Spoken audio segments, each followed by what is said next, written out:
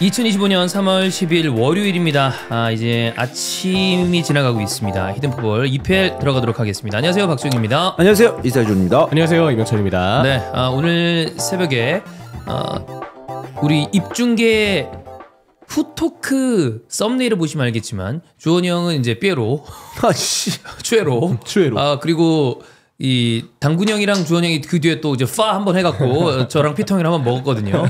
치열한 경기들이 있었습니다. 치열한 경기라고 하지만 사실 리그의 판도에 전혀 영향력이 없는 그런 경기들이었죠. 순위 변동은 일으키잖아요. 순위 변동이 전혀 없는. 그렇죠. 네. 그래도 챔스권에서는 어쨌든 이제 뭐 영향이 있는. 그건 그렇죠. 네, 그런 승점이 될 수도 있죠. 쌓아가야 되니까. 씨부럴 거. 네. 어쨌든 오늘은 이 경기들에서 그냥 리뷰를 하는 게 아니라 우리가 주원 형이랑 저랑 초창기 때 이 방구석 토크를 막 했을 때, 네. 그리고 난 다음에 약간 한 시즌 정도 자리를 잡은 다음에 썼던 게 이제 탈곡기, 그 다음에 킹과 제너럴 엠퍼로 충무공 플레이어였습니다. 네. 충무공 플레이어의 어떤 그 느낌은 좀 퇴색됐지만 그거 위주로 플레이어들 위주로 경기를 바라보도록 하겠습니다. 일단 오늘 새벽이었으니까 맨유 아스날을 먼저 보시죠. 스코어는 1대1이고요. 지금 옵타 기준으로 아스날의 우승 확률을 0.3%라고 정한 다음에 후토크 댓글을 그렇게 달렸습니다. 0%보는 높으니까 0%보다 높으니까 희망을 가져라. 이런 댓글이 달리고 있어요. 1%는 0%보다 높다. 약간 그런 느낌이죠. 후원 때 나왔던 네, 그렇습니다. 0.3이면 이제 끝났다는 얘기죠. 그래서 근데... 리버풀 우승 확률이 99.66이 찍혔더라고요. 야, 그러면은 사실 이거는 그러니까 약간 그런 거지. 우승을 노리는 팀 입장에서는 먹이는 거다. 그래 생각할 수 있죠. 그러니까 우승을 기대하는 팀 입장에서는. 그렇지. 근데 이게 그거예요. 좀 우리도 알아. 근데 그게 수치로 표현되는 순간 굉장히 좀 굴욕적이야. 그렇지. 그래. 야, 열심히 해봐. 야, 영은 아니야. 선생님, 저 좋은 대학 갈 수 있나요? 저 서울대 갈 수 있을까요? 서울대 갈 수 있어, 임마. 한 0.1%? 이러면 먹이는 거 아니에요? 학부형 앞에서 그 얘기해봐. 근데 유리한 쪽 입장에서는 99.66이라는 숫자를 보는 순간 마음이 좀 안도가 되죠. 이거는 조금이 아니죠. 상당한 여유가 생겼다. 혹시 나는 또 형철이가 여기서 99.66 아직 100은 아니니까 모릅니다. 그럼 내가 개새끼 한번 욕하려고 그랬는데 솔직히 얘기하면 그렇게 말하잖아요. 그거 놀리는 겁니다. 그건 놀리는 거예요. 제가 봤을 때 이 타이밍에 그렇게 얘기하는 거 놀리는 거고. 그렇습니다. 저도 이 정도면 끝났어요. 정말 많이 끝났다. 그럼 승점이 15점 차인데 예를 들어 이게 리그 중반이야. 그럼 오히려 더 끝났다고 했을지도 몰라. 근데 남은 경기가 10경기인 상황에서 15점이면 리버풀이 내리 한 5연패를 해야 된다는 거거든요. 그렇죠. 근데 그거는 있을 쉽지 수 없는 않죠. 일이죠. 네. 그냥 10경기인데 야, 아스날이 연승에서 30점을 따낼 수 있다. 라고 봤을 때 근데 그게 어렵잖아요. 그치. 몇 경기라도 빠그러지면 힘든 건데 그 와중에 리버풀까지 같이 미끄러져야 된다라는 상황인데 그것 때문에 쉽지 않죠. 그래. 네. 아스날이 남은 경기를 다 이기면 승점이 80점대 중후반이 나오더라고요. 그러면 시즌에 따라서는 우승 승점이 나올 때가 있습니다. 근데 리버풀의 지금 페이스가 승점 97점 페이스야. 물론 97점으로 준우승을 했었죠. 그렇네요. 생각해보니까. 근데 맨시티가 이제 도라이 같은 어떤 이 모습을 보였을 때니까 그런데 아스날이 전혀 그런 모습이 아니기 때문에 어떤 분들은 오늘 이번 경기 끝나고 그 얘기를 하더라고요. 아스날이 최근에 우승을 못하고 이렇게 주저앉은 이유를 알겠다. 왜냐하면 맨유를 상대로 전혀 인상적이지 못한 경기를 보였기 때문에 경기 봤을 때 아스날이 전혀 인상적이지 좀 못했죠. 그러니까 사실 그 아스날 축구를 보면서 가장 아쉬웠던 부분이 뭐냐면 사카가 없었을 때의 이 공격에 대한 매서움이 없다라는 거 측면에서 그리고 좀 이렇게 말하면 좀 미안한데 감독마저 이제 유약해 보입니다. 그래. 아니, 이게 아르테타가 묘한 게 유약은 안 한데 그게 있죠. 실제로는 좀 이렇게 여리여리한데 바깥으로 좀 두려움을 이기기 위해서 짓는 예를 들면 말티즈와 같은. 근데 그 말티즈 모습이 보여진 게 있었어요. 안필드 원정 때 클롭이랑 싸울 때 전에 클롭이 한번 대기심한테 하는데 아르테타가 이렇게 눈 이렇게 딱 치켜세우고 가가지고 사실 키 차이가 좀 있잖아요. 네. 근데도 계속 아르테타도 밀리지 않게 막 신경전하고 클롭한테 째려보면서 화내고 그랬던 적이 있었거든요. 아니 나는 그때 우리 라이브 했을 때 아니야. 그때 아르테타는 되게 만족하던데. 개인적으로는 좋았어요. 그때 당시에는. 왜냐하면 벵거는 되게 사실 굉장히 신사적인 스타일의 감독이고 아스날이라는 팀의 컬러가 너무 좀 유약하다라는 느낌이 강했기 때문에 그렇게 보여주는 건 좋은데 그게 성적이랑 그게 같이 가야 되는데 매 지금 좀 아쉬운 모습으로 2위를 하고 있는 가운데 그런 모습만 보여지면 내실 없이 그냥 바깥으로만 짓는 느낌이 드니까. 아니 내용만 봤을 때도 사실 맨유가 수비를 잘했죠. 네. 3백을 쓰면서 단단하게 수비를 했었는데 그 와중에도 본인들이 리그 2위 팀이면 좀 힘으로 상대를 좀 찍어 누르려고 하는 그런 모습도 필요했었는데 전혀 그런 모습이 없었기 때문에 이런 어떤 그 아이디어가 없나? 이런 팀을 상대로 득점을 할 수 있는 힘이 없는 건가? 라는 생각이 들죠. 왜냐하면 우승 경쟁을 하는 팀이니까 다른 어떤 파워풀한 모습이 아쉽죠. 없죠. 심지어 불안했죠. 네. 위기도 많이 내렸잖아요. 아니 이따 얘기하겠지만 호일룬이나 다른 공격수들이 좀 더 결정력 있는 모습을 보여줬으면 졌을 거예요. 질 수 있는 경기. 네, 졌을 거예요. 그러니까 그런 부분이 지금 아스날의 문제점이고 저는 아르테타가 당분간 꽤 오래갈 감독이라고 생각합니다. 지금 아스날의 상황이나 그리고 아스날의 구단의 어떤 방향성 자체가 이런 정도로 돈을 썼는데 이 정도로 순위가 나왔으니까 감독을 내보낸다라는 기조의 구단이 아니기 때문에 갈 건데 지금 아르테타에게 뭔가 뭐 기대할 것은 딱 그겁니다. 아틀레티코 마드리드에 굉장히 오랫동안 있었던 스포츠 디렉터 베르타가 아스날로 올 가능성이 꽤 커 보이죠. 그럼 이 사람과 함께 어떤 선수를 제대로 영입하느냐가 중요해 보이거든요. 뭐 파워풀한 주원영이 매해 얘기하고 있는 공격수, 그다음에 측면에도 제대로 된 포워드가 좀 필요하고 그런 거 아니면 몰라요. 좀 잘 모르겠어. 근데 베르타에 대해서는 아스날 팬들이랑 아틀레티코 마드리드 팬들의 어떤 의견이 다릅니다. 뭐냐면 아틀레티코 마드리드, 그러니까 국내 팬 기준 오랫동안 베르타를 봤잖아. 애매한 부분이 좀 크다. 뭐 괜찮은 부분도 있으나 애매한 부분이 크다. 근데 아스날 팬들은 좋은 부분을 이제 많이 확대해서 좀 보는 편이기 때문에 여기에 대해서는 와봐야 알겠습니다만 뭐 저도 잘 모르겠어요. 근데 그것만 이제 생각하는 거죠. 아르테타만 그냥 두면 흔히 아스날 팬들도 아르테타 선수 보는 눈 개눈깔이라고 얘기하거든요. 그래서 베르타라도 있어야 된다. 그렇죠. 아이토만 있는 거, 왜냐면 경험이 많은 사람이 아니기 때문에 같이 해서 시너지를 좀 내길 바란다 느낌으로 보는 것 같아요. 요즘은 거의 대부분 감독 한 명한테 맡기기보다는 디렉터 위주의 영입 전략이나 같이 의논을 하면서 이제 결론을 도출하는 경우들이 많으니까 네. 감독한테만 영입 정권을 줬을 시에 요즘 같은 상황에는 망해. 웬만한 감독도 다 개눈깔 될 거예요. 네. 명장도 개눈깔이 될 수 근데 있어요. 아르테타는 안 그래도 좀 오락가락해. 왜 이렇게 바스크한테 집착을 하는 거야? 메리노 하는 거 봐. 졸라 못하더라. 할 거. 진짜. 그때 그 레스터전만 이제 잠깐 반짝했던. 뭐 그쪽에 뭐 꿀 발라놨나? 왜 이렇게 동양 사람들을 데리고 와? 바스크의 정신을 굉장히 높이 사는 게 그런가 아닌가. 봐. 바스크 향후에. 네. 아니 레어링 바스크에서 도대체 얼마를 데려오는 거야? 뭐 잘 되면 모르겠는데 수비맨디도 데려온 바스크예요. 그쵸. 소시에다드 출신. 그 니코 윌리엄스도 어쨌든 그 클럽 아니야, 빌바오. 네, 하여튼 그래요. 네. 자, 뭐 아스날 얘기는 이제 더 이상 하기 싫습니다. 네. 자, 오늘의 탈곡기 호일룬입니다. 호일룬 맞지 않습니까? 그래요. 호일룬이라고 저는 해도 된다고 보는데, 왜냐하면 맨유 입장에서는 호일룬이 그 찬스에서 골 넣었으면 저는 승점 3점을 따왔을 수 있는 경기라고 봐요. 저도 마찬가지예요.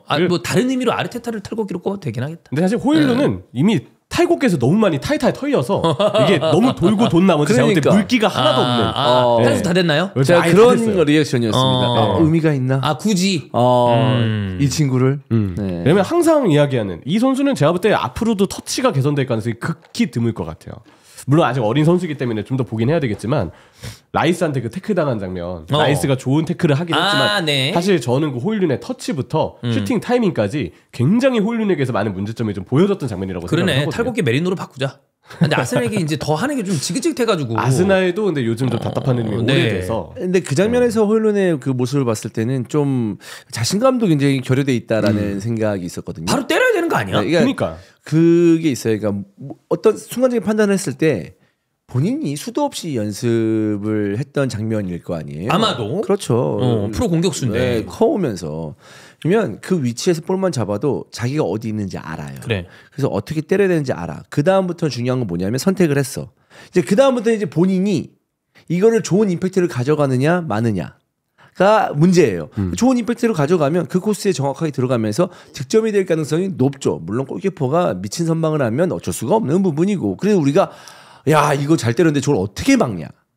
가야 되거든 사실 좋은 공격수라고 그치. 하면 골키퍼 칭찬으로 가야 돼. 그 장면에서 이걸 막아? 이렇게 물론 옆에서 수비수가 붙었기 때문에 어려울 수도 있다라고 볼 수 있지만 분명히 타이밍을 빨리 가져갔으면은 슈팅까지 가져갈 수 있는 부분이었는데 이 얘기를 왜 하느냐? 그러니까 순간적인 판단이 느렸다는 거 아니야? 느린 장면을 보면 호일룬이 골키퍼를 쳐다봅니다. 야.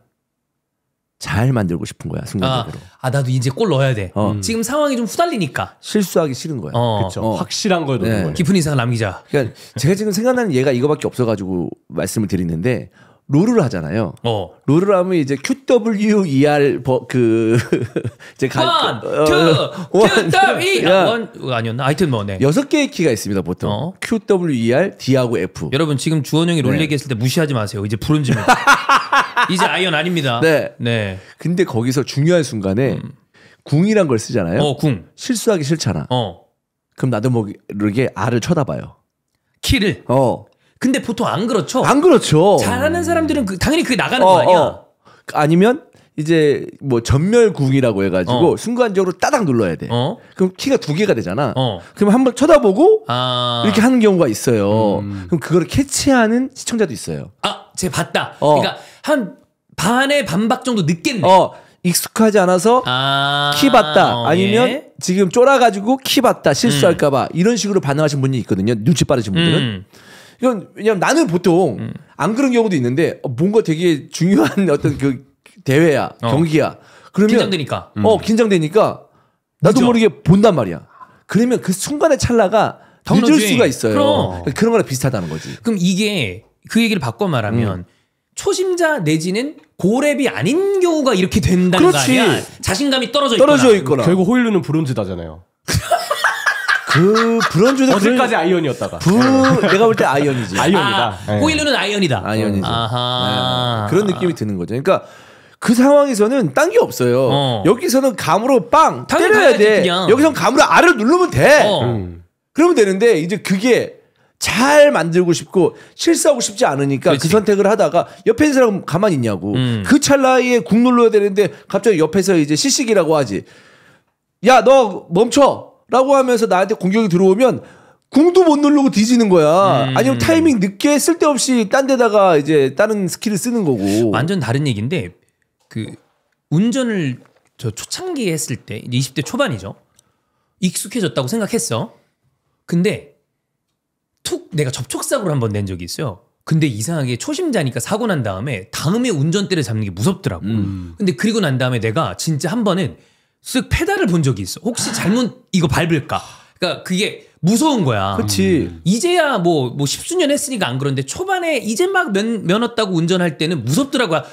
미러 틱한 건데도 혹시 이거 박을까 봐. 그러니까 얘도 지금 굳이 따지면 심신미약 상태인 거죠. 왜냐하면 그렇죠. 본인 비판받는 거 알겠지. 성적 안 나오고. 지난 시즌에야 2자릿대 골을 기록을 했다지만 이번 시즌 얘 물론 이 이적료가 발생한 게 얘 잘못은 아닙니다만 어쨌든 굉장히 높은 이적료를 발생시키고 왔는데 기대보다 안 나오잖아요. 그러니까 그런 찬스에서 그따위 짓을 하지. 되게 아쉬운 장면이죠. 사실 교체 투입돼서 그러니까 좀 경기전 상황을 바로 이해하기가 힘들었을 수도 있다라고 생각이 드는데 그냥 뭔가 덕지덕지 붙어 있는 선수는 그래. 별로 좋지 않다고 봅니다. 그러니까 이해하려고 하는 그 장면이 그러니까 그런 생각이 계속 덕지덕지 붙어 있으면 저는 좋은 선수라고 생각이 안 들거든요. 그럼 뭐 호일런이 지금 이해하기 위해서는 애가 무슨 심리적인 부담이 있고 그래 이거 뭐 생각을 많이 해야 된다는 지가 생각한 것도 아니고 이제 막 교체 투입됐고 뭐 폼이 안 좋고 나이가 어리고 경험이 적고 막 정관이 있나 이거까지 가야 돼. 그러니까 그런 게 덕지덕지 붙어 있는 선수는 좋은 선수라고 저는 볼 수가 없는 상황인데 호일룬이 그 상황에서 그런 선택을 했다는 것은 슈팅조차도 못했다는 것은 아쉽죠. 자 그러면 이스타 스카우팅을 했던 선수고 지금 2시즌 정도째 이제 주원 형이 보고 있는데 자 이주원의 시선으로 봤을 때 호일룬은 나아질 가능성이 어느 정도 있는가?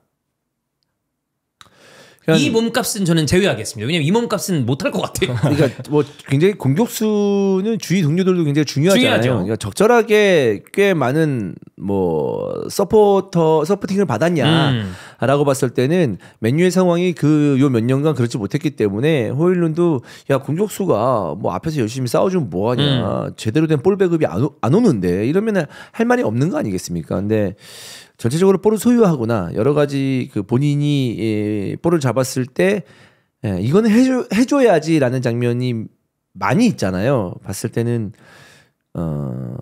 큰 기대를 하기 어렵다. 기대하기 지금 당장 어렵다. 지금 당장은 어렵다라는 거죠.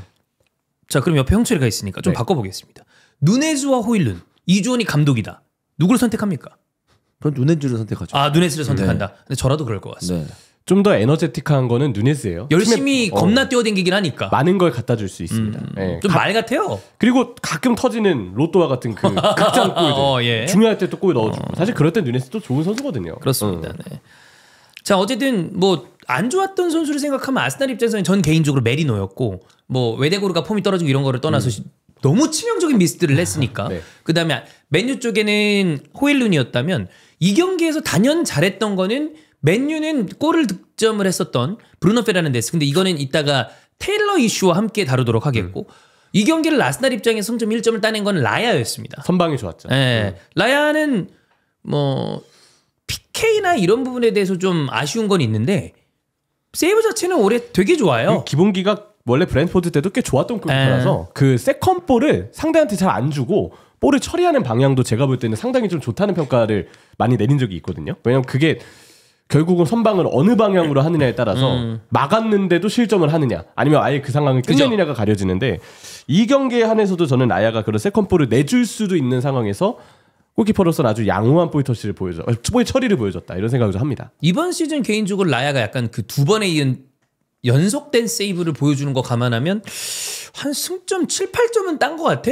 질 수도 있었던 경기 무승부 만들고 이런 것들을 생각하면 뭐 꽤 저는 뭐 라야는 나쁘지 않다고 봅니다. 승차 때 너무 어이없는 그 먼저 뛰는 거 이런 거 그런 게 좀 아쉬운 게 있어서 그렇지. 뭐 라야는 잘했다고 보고. 자, 그러면 이 프리킥을 얘기를 해보죠. 일단 브루노 페르난데스가 잘 찬 건 맞는데 이거는 그냥 테일러가 등신짓을 했다고 봐야 되겠죠? 그렇죠. 저는 사실 처음에 파 한다고 그 프리킥 거리를 보지 못했어요. 그때 제가 여러분 후토크 때 보시면 아시겠지만 당군 형이랑 주원이 딱 그걸 하는데 기운이 안 좋은 거야. 이거 뭔가 이상하다.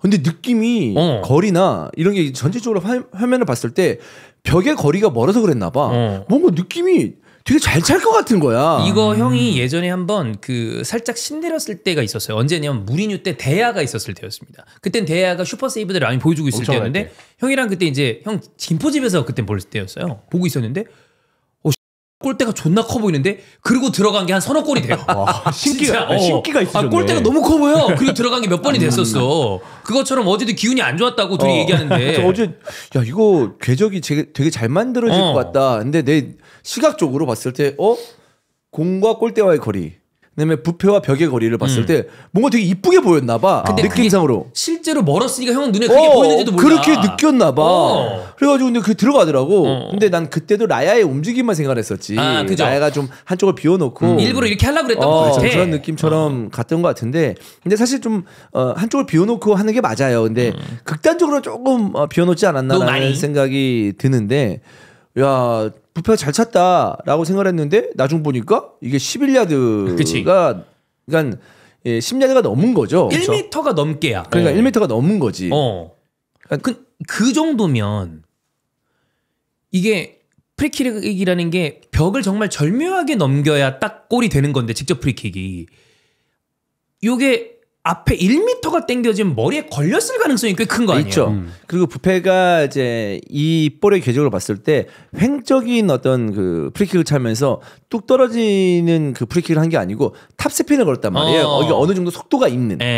그러면은 그거는 아무래도 볼이 좀 높게 뜨다가 떨어진다기보다는 이제 좀 일자성으로 가다가 떨어지거든요. 네, 그러니까 약간 UFO성으로 돌면서 뚝 떨어지거나 이렇게 좀 벽을 좀 피해서 간다는 느낌보다는 벽을 절묘하게 넘겨서 떨어진다는 그런 느낌의 탑스핀이 약간 걸리는 그런 프리킥이었는데 잘 차긴 했죠. 근데 이제 그게 이제 발사각은 아무래도 좀 낮을 수가 있거든요. 진짜 탑스핀 잘 차는 선수들은 뚝 하고 떨어지긴 하는데 독수리슛 마냥 이 지금 부패의 궤적은 그렇게 발사각이 높진 않았어요. 그렇기 때문에 1m가 좀 앞으로 나와 있었다라고 봤을 때는 충분히 머리에 걸릴 수도 있는 상황이긴 했는데 이게 또 중요한 부분이 뭐냐면 야 저거 머리에 걸릴 수도 있겠는데 라는 것뿐만 아니라 잘 찼잖아요.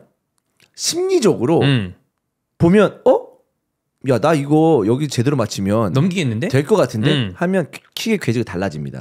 키커가 차기 전에 걸릴 것 같은데 그러면 힘이 더 들어가서 임팩트가 좀 더 깊숙하게 들어가면서 뜬다거나 제대로 된 어떤 그 정확한 킥이 안 나올 수도 있는데 여유 있는데 뭔가 느낌이 그러니까 심리적으로 본인도 그런 거야. 부패가 10 띠리디리 11.6m 띠리디리 이렇게 하진 않았을 거 아니에요. 네. 그러니까 부패가 눈에 어떤 그게 그 무슨 줄자가 있는 것도 아니고 여기 스카우팅 이렇게 하는 것도 아니고.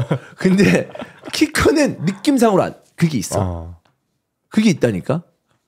그 삐리비리비리는 언제까지 할 거예요? 왜 그렇게 요즘 애들은 삐리비리라고 그러면 모를 걸? 다 옛날에 다 만화 같은데 보면 다 나왔어 그런 거. 아니야 형, 우리 때 만화에 나온 거야. 틴틴파이브 표현봉이야. 아무튼 네. 그런 거잖아요. 그렇기 때문에 심리적으로도 부패에게 안정감을 줄 수 있다. 자신감을 줄 수 있다. 즉 라야 얘기했잖아요. 네. 저는 라야를 보면서 걱정스러운 게 얘 PK 몇 번은 막아야 되겠다. 라야 PK 못 막는다? 라고 생각하잖아요. 그럼 키커가 편안해집니다. 그렇지. 쟤 못 차. 똑같은 거예요. 그러니까 키커로서 좆됐다.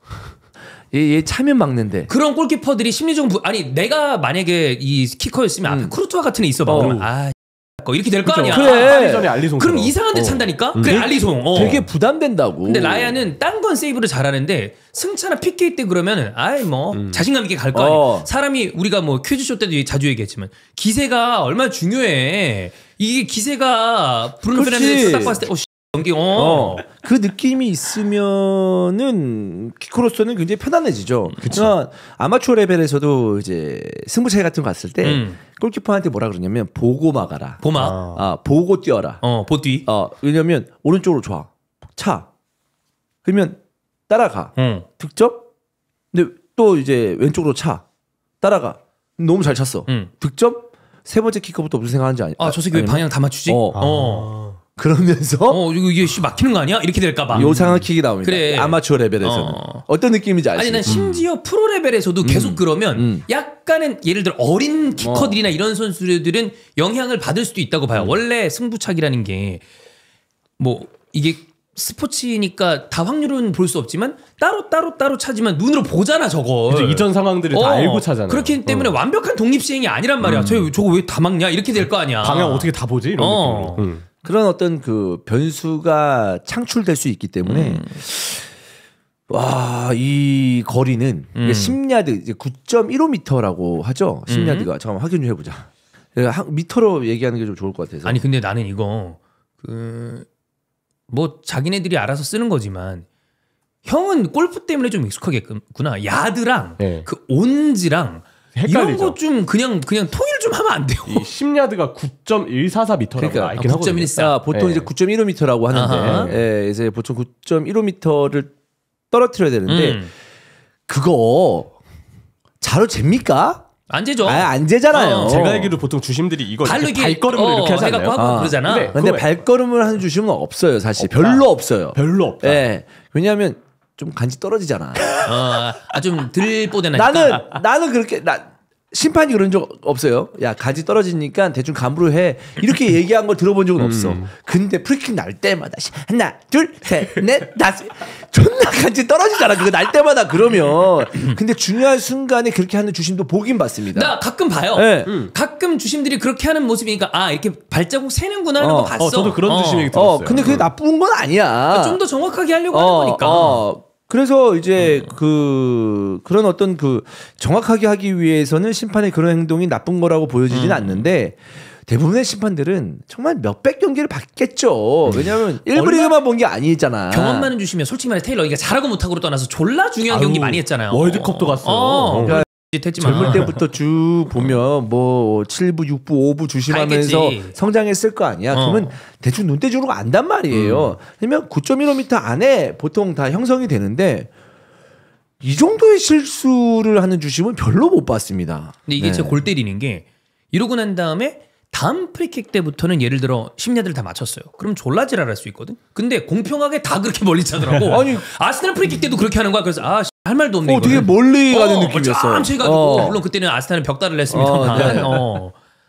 그래서 이제 뭐 아르테타는 브루노 페르난데스가 이걸 잘 이용했다. 그러니까 이게 심판을 돌려가게 한 거고. 그렇죠. 그다음에 게리 네빌은 이거는 심판이 그렇게 했는데 근데 이러면 좀 벽돌도 스멀스멀 나오고 그러던데 그냥 가만히 있더라. 뭐 이런 얘기도 하고 그랬습니다. 근데 이건 아니 벽이 스물스물 못 나오죠 이제. 그래 이제 착 그어버리니까. 스프레이로 그어버리니까. 네. 그거를 지워서 다비드 루이스처럼 다시 긋지 않는 이상. 다비드 루이스 그거 한번 한 적 있었죠. 했었죠 예전에. 근데 이거는 진짜 테일러는 이상해요. 야, 이상한 주심이긴 해. 네. 기행을 너무 많이 일으켜요. 그 기행 또 추가 시간 관련된 문제들, 그렇죠. 경기 진행할 때 갑자기 뭐 중단한다든지 이런 문제들이 유독 많은 주심이 앤서니 테일러입니다. 네, 그렇습니다. 잊을만 하면 나옵니다. 그래, 진짜.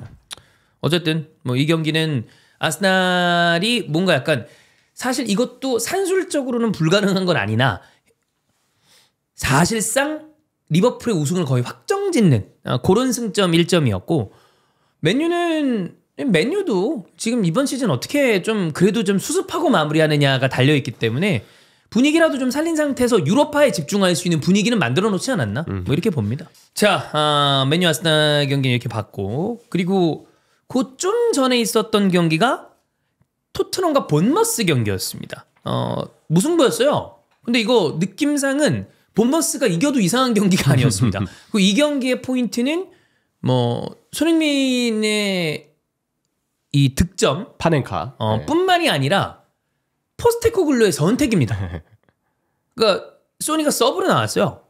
자, 그거부터 얘기를 좀 해보면 좋은데 사실 손흥민 선수가 이번 시즌 내내 좋은 경기력을 보여준 거는 좀 아니고 분명히 정점을 찍고 조금씩 내려오는 듯한 느낌도 있고 근데 지금 토트넘의 포워드진의 어떤 활약상과 여러 가지로 봤을 때 손흥민이 나와서 경기를 바꿔주는 경우도 굉장히 많이 있습니다. 실제로 이 경기도 그랬어요. 뭔 생각으로 서브를 내렸을까? 저는 약간 투머치 띵킹의 이유 중에 하나가 생각이 너무 많았다. 너무 많았다. 그러니까 이것저것 다 해보고 싶은 거예요. 그리고 포스테코글루도 자기가 위기라는 걸 알 거잖아요.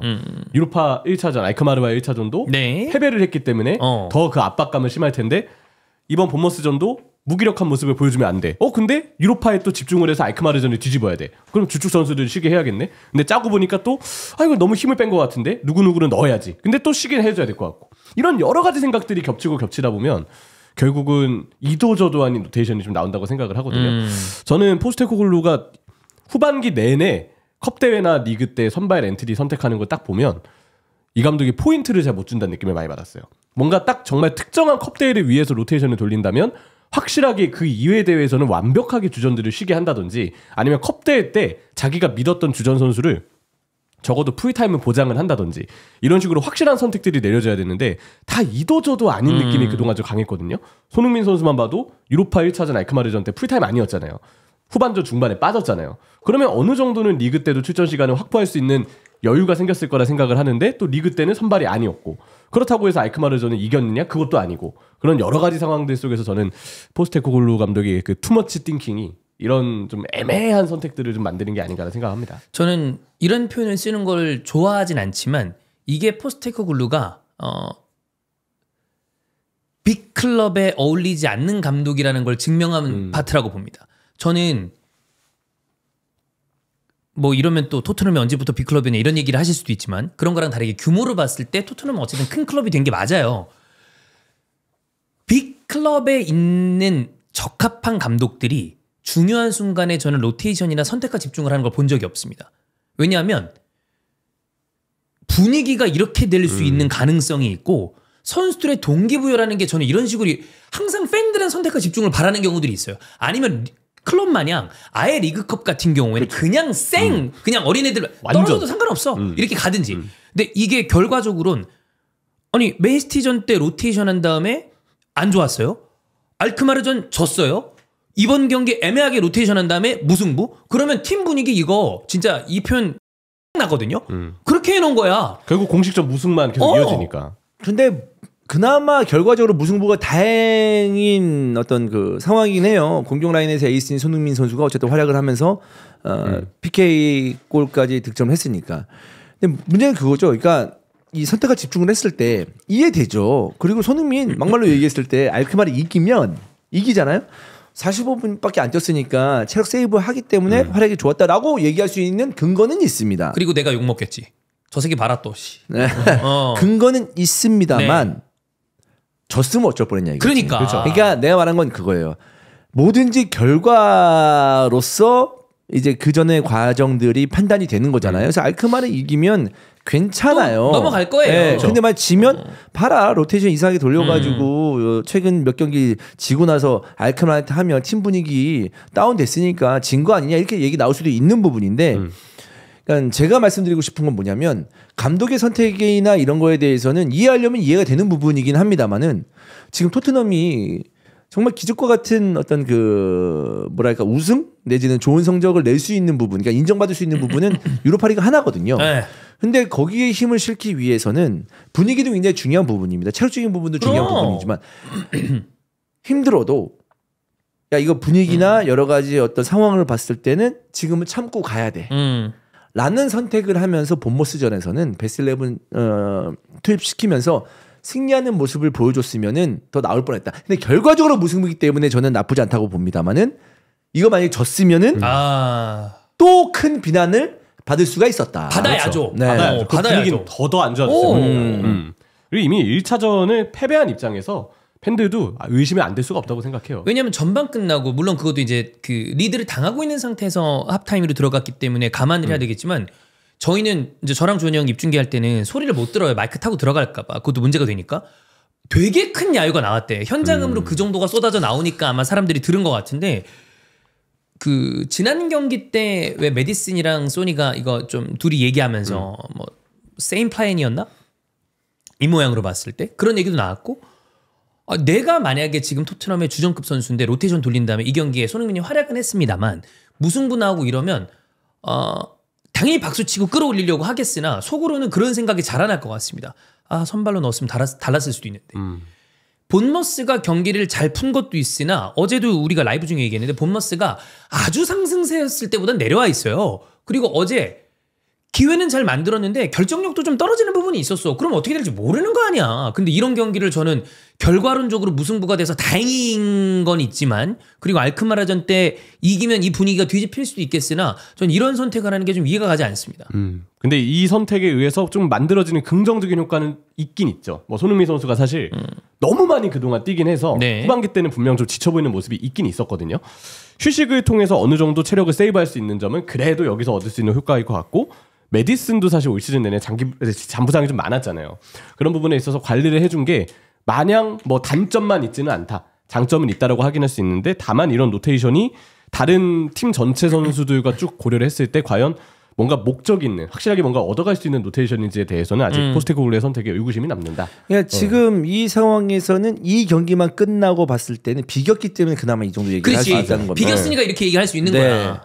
근데 만약에 졌다면 또 알크마르전 이상하게 한다면 완전 내려간 분위기에서 또. 근데 지금은 이제 다행스럽게도 후반전에 출전을 해서 골도 무승부가 됐기 때문에 이제 이 얘기는 없어졌죠. 그렇죠. 그렇습니다. 자, 손흥민 투입하고 난 다음에는 확실히 경기의 영향력을 크게 완전 달라졌죠. 줬고 그다음에 PK를 만드는 장면도 드리블 돌파를 통해서 PK를 만들었고 솔랑케가 처음에 찰 것 같이 보였다가 어쨌든 소니가 PK를 넣으면서 그렇게 차는 손흥민 처음 봤어요. 파넨카를 거기서 깜짝 놀랐어요. 그 강심장이 손흥민이 부진할 때도 있고 그리고 또 이제 뭐 컨디션이 안 좋을 때도 있으면서 좀 안 좋았다 얘기도 할 수 있는 부분이 있긴 한데 손흥민이 이제 후반전에 교체 투입돼서 뛰는 모습을 보면 이 선수가 토트넘에 왜 에이스고 필요한지 알 수 있는 부분이 몇 차례 있었죠. 네, 그렇기 때문에 완전 분위기가 달라졌으니까. 그래서 확실히 손흥민은 팀에 필요한 존재다라는 걸 알 수 있는 후반전이었습니다. 소니가 127골을 넣어서 프리미어리그 역대 득점 랭킹 16입니다. 지미 플로이드 하셀바잉크 옛날에 이제 첼시에서도 활약을 했었던 하셀바잉크가 이제 동률이고요. 그 위가 바디인데 이게 바디가 현역이라 좀씩 도망가요. 이 선수 참 대단한 선수긴 해요. 그래서 요 간격은 조금 있습니다. 그래서 이 순위보다 높게 휙 올라가기는 쉬운 상황은 아니나 어쨌든 뭐 16위까지 지금 탑 20 안에 들어가 있는 거 아니야? 이제 저는 물론 더 높은 순위를 유지했으면 좋겠지만 네. 유지하면 좋겠지만 올라갔으면 좋겠지만 100골을 넘게 넣었고 그래. 순위가 이제 20위 안에 들어가 있는 아시아의 공격수를 봤을 때는 제 개인적으로는 의미가 없습니다. 할 만큼 다 했어. 네. 물론 뭐 더 올라가면 더 좋죠. 네, 당연히 더 좋죠. 더 좋은데 네. 뭐 쉬운 일이 아니니까. 네, 이미 그렇죠? 이제 심정적으로 약간 네, 제 심정적으로는 이게 그건 것 같아. 그 손흥민을 바라보는 팬들 중에 팀의 상황이 조금만 더 좋았으면 그리고 이전에 소니가 넣어왔었던 두 자릿대 득점을 생각을 해보면 사실 더 올라갈 수도 있는데 그게 안 받쳐준다는 느낌이 강할 때 좀 사람들이 그쵸? 좀 짜증이 나죠. 특히나 지금 뭐 포스텍에 대한 어떤 불만이라거나 이런 게 스윙스에 대한 있으니까. 아쉬움도 있고. 그것도 어쨌든 손흥민의 선택이긴 하지만 지금 상황에서 토트넘 팬들, 손흥민 팬들이 말하는 건 그거죠. 알겠는데 토트넘 알겠는데 지금 떨어져도 너무 떨어지지 않았냐. 그렇지. 적어도 유로파권까지는 있어주면서 그 언저리에 있어야죠. 그 정도의 팀만 구성이 됐었어도 손흥민은 훨씬 더 많은 공격 포인트를 기록하지 않았을까라는 아쉬움은 충분히 들 수 있죠. 네. 그 현지 팬들이 좀 무지성으로 선수들을 까는 경향이 있어요. 요즘 해리케인도 그렇게 비판을 받았던 적이 있으니까. 손흥민에 대한 비판도 현지 팬들 사이에서 있는데 거기에 포로키프 뭐 다 이제 해외 축구 좀 깊게 보시는 분들은 알만한 저널리스트가 야 교체 투입된 다음에 골대 맞췄지 PK 유도했지 득점까지 했는데 뭐 가서 차까지 끓여주냐? 뭐 이런 얘기도 하고 그랬으니까 그러니까 이런 얘기가 오고 간다는 건 현지에서 전체적으로 토트넘에 대한 분위기가 팬들 사이에서 좋지 않다는 거예요. 말이 많이 나온다는 거는 그만큼 어수선하다는 네. 거죠. 예, 이곳저곳 다양하게 지금 뭐 불평불만이 쏟아질 수밖에 없는 상황인 거니까. 그렇습니다. 뭐 어쩌면은 한편으로는 주장이 가져가야 될 숙명이기도 하죠. 숙명이기도 하고요. 네, 그렇습니다. 자, 토트넘 경기 이렇게 봤고, 자, 첼시가 레스터를 잡았고요. 그리고 노팅엄이 맨시티를 잡았습니다. 노팅엄은 뭐 어쨌든 그래서 챔스티켓 여기도 승점이 아직까지 빡빡합니다. 그렇죠. 일단은 첼시가 어제 결과로 맨시티를 넘어서 다시 4위가 됐고 네. 맨시티가 노팅엄에게 패배해서 일단 5위로 밀려난 상황인데 프리미어리그가 5위까지 챔피언스리그 티켓이 주어질 가능성이 매우 높긴 굉장히 하나 높습니다. 5위 맨시티 아래 보면 브라이튼이 1점 차고요. 빌라랑 본머스가 뭐 맨시티랑 거의 2점, 3점 차 이렇게 유지가 되고 있어요. 맨시티가 지금 5위 자리 유지하는 것도 쉽지 않을 상황에 노팅엄에게 일격을 당한 게 지금 타이밍에 너무 좀 아쉬운 결과가 됐죠. 일단 뭐 개인적으로는 맨시티가 챔피언스 티켓을 못 딸 것 같지도 않고 못 딴다 하더라도 뭐 펩이 비판을 받을 수 있는 포인트는 있겠으나 그렇다고 해서 펩의 어떤 뭐 감독 거취에 대한 문제가 나오면 안 되고 전 나오면 아예 안 된다고 봅니다. 그렇죠. 뭐 그런 부분 때문에 그런데 노팅엄이 이번 시즌 잘하는 이유를 형수는 좀 뭐라고 보나요? 저는 항상 노팅엄을 평가할 때 현대 축구의 흐름과 좀 역행을 한다.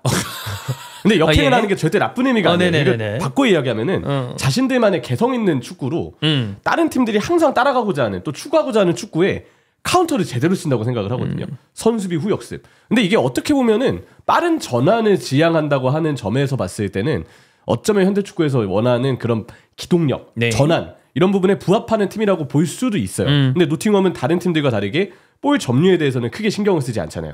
경기를 지배하려 하지 않고 상대가 잘하는 걸 막으면서도 일단 우리 수비를 단단히 하는 게 첫 번째. 그리고 윙들의 기동력, 속도를 살려서 역습을 나가는 게 두 번째인데 그런 부분에 있어서는 다른 팀들이 추구하는 것과는 분명 다른 방향성을 갖고 있기 때문에 노팅엄만의 무기로 오히려 다른 팀들의 어떤 그 승부를 보는 방법, 경기를 풀어가는 방법 여기에 대한 카운터를 매번 제대로 치는 것 같아요. 이번에 맨시티전만 봐도 중앙을 정말 확실하게 압박을 하고 꽁꽁 묶어서 펩 가르디올라의 맨시티의 공격을 다 측면으로 몰아내고 그 다음에 있었던 오도이의 한 방. 뭐 올 시즌 전체로 보면 엘랑가도 그렇고 오도이도 그렇고 모건 기스와이트도 그렇고 크리스우드도 그렇고 다 각자만의 개성 있는 장점에 지닌 선수들을 역습 상황 때 정말 효율적으로 묶어서 활용을 하고 있는 게 뭐 누누 감독의 노팅엄이라고 봐야죠. 내년에도 이럴래나? 노팅엄? 그러면 누는 포르투갈 감독해야죠. 유로 우승 가는 거죠. 월드컵 내년에 와. 월드컵이야. 근데 이게 아마 쉽진 않을 것 같은데 왜냐면 이 전술도 전반기보다 후반기 때 약간 페이스가 떨어진 것도 약간은. 있고요. 노팅엄도. 근데 노팅엄을 이끌고 지금 초반부터 지금 챔스권에 버텼다? 이거는 대단한 완전히 거죠. 인정이죠. 엄청난 네. 거죠. 뭐 그렇습니다. 한 시즌 반짝이라 하더라도 어쨌든 여기까지 끌고 온 게 어딥니까? 그렇죠. 그리고 아마 분명 어떤 대회든 UEFA 대회는 나갈 가능성이 그렇지. 크거든요. 그러니까 갑자기 막판에 후루루 무너진다 하더라도 유럽 대항전은 나갈 가능성이 꽤 높은 승점을 이미 벌어놨으니까. 이 이미지는 그래도 꽤 갈 수 있습니다. 누누 입장에서는. 토트넘 때건 이미 다 씻은 것 같고. 네. 저는 이제 만년 2위 감독이다라는 이미지가 있었던 라니에리 감독이 라니에리. 레스터를 이끌고 우승을 했잖아요. 그리고 지금 로마에서도 잘하고. 네, 근데 제 이제 이미지에서는 라니에리 감독은 엄청난 성과를 거둔 감독이라고 그죠? 박혀 있거든요. 맞아. 이전에는 우승을 해도 좀 어려운 감독 이런 생각이 있었다가 누누도 이제 몇 년간은 만약 노팅엄에서 나온다? 그러면 다른 팀에서 약간 좀 급한 팀들인데 상위 레벨에 있는 팀이야. 그럼 누누 생각날걸요? 그럴 수 있을 네. 것 같아요. 임팩트를 크게 좀 줬기 때문에. 자, 노팅엄은 그렇고 이 첼시 같은 경우에는 파머가 피케를 실축했습니다. 조금 불안한 모습이 있거든요. 요거를 먼저 땡겨서 좀 보시죠. 쿠쿠렐라 결승골 때문에 이기긴 했습니다만 일단 파머가 초반부에보다는 좀 아쉬운 부분이 있습니다. 요거는 형소리가 봤을 때는 파머의 아쉬움은 좀 어떻게 파악을 하고 있는지. 사실 쭉 봤을 때 역할이 너무 좀 많다는 생각이 들고요. 파머는 딱 그 박스에서 타격할 수 있는 그런 부분들이 집중이 좀 돼야 될 텐데 요즘에 보면은 선수의 위치 자체는 어쨌든 뭔가 포지션이 극적으로 뭔가 바뀌거나 하진 않더라도 역할 자체가 계속 내려와서 공격 풀어줘야 되고 측면으로 빠져줘야 되고 되게 많은 역할이 파머한테 좀 지워지고 있다고 생각을 하거든요. 차라리 자기가 딱 잘할 수 있는 그 포인트에 맞춰서 박스 쪽에 머물면서 타격을 하거나 하면은 그래도 파머의 좋았던 흐름을 쭉 이어갈 수 있을 텐데 팀의 페이스가 딱 꺾이면서 그리고 파머도 그러면서 역할이 많아지게 되고 자연스럽게 파머 스스로의 자신감도 팍 꺾인 것 같아요. 이게 제가 봤을 때는 팀의 흐름과도 어느 정도 영향이 있다고 봐야 되지 않을까. 그러면서 파머 개인의 폼도 확실히 한창 좋았을 때보다는 약간 떨어져 있다고 봐야 되는 게 또 최근의 흐름인 것 같습니다. 물론 이번 경기에서는 마레스카가 인터뷰를 했을 때 열도 나고 보니까 몸 상태가 안 좋았던 것 같아요. 설사도 막 했다 그러는 거 보니까. 근데 아마 휴식을 주려고 했는지 모르겠으나 마레스카 인터뷰에 따르면 파머가 나가겠다고 한 것 같습니다. 그렇죠. 아침에 이제 본인이 출전하고 싶다 했다니까. 근데 경기 중에도 이번 경기 특히 컨디션 난조는 좀 있었을 거라 생각이 들죠. 이게 그래서 뭔가 딱 교체되고 난 다음에 바로 터널로 나갔대. 그래가지고 이거 불만 있는 거 아니야? 근데 다시 들어서 앉았거든요. 보니까 이제 급동. 근데 몸 상태 이게 고열이 있으면 보통 설사가 납니다. 그것 때문에 아마 얼른 화장실을 좀 갔다 온 게 아닌가 싶은데 이런 어떤 몸 상태가 안 좋은 것도 영향이 좀 있었을 거고. 근데 최근의 흐름으로 봐도 파머가 보면 좀 안 좋긴 하고 특히 지난 시즌보다는 조금 떨어져 있는 페이스이긴 하죠. 그 파머를 주원이 형이 예전에 맨시티부터 좀 오랫동안 봤었잖아요. 이 파머의 이번 시즌의 잠깐의 부진은 뭐 다시 올라올 수 있다고 보십니까? 그 파머가 사실 제가 이제 잘했을 때 기억하기로는 제가 매 경기 첼시 경기를 팔로우하는 게 아니기 때문에 좀 측면에서 이제 볼을 잡고 플레이하는 경우가 많았는데 파머의 위치가 좀 중앙 쪽으로 오면서 여러 가지 좀 변화가 있었던 게 아닌가라는 생각이거든요. 정말 놀라운 공격 포인트를 기록하긴 했잖아요, 파머가 맞아요. 그동안.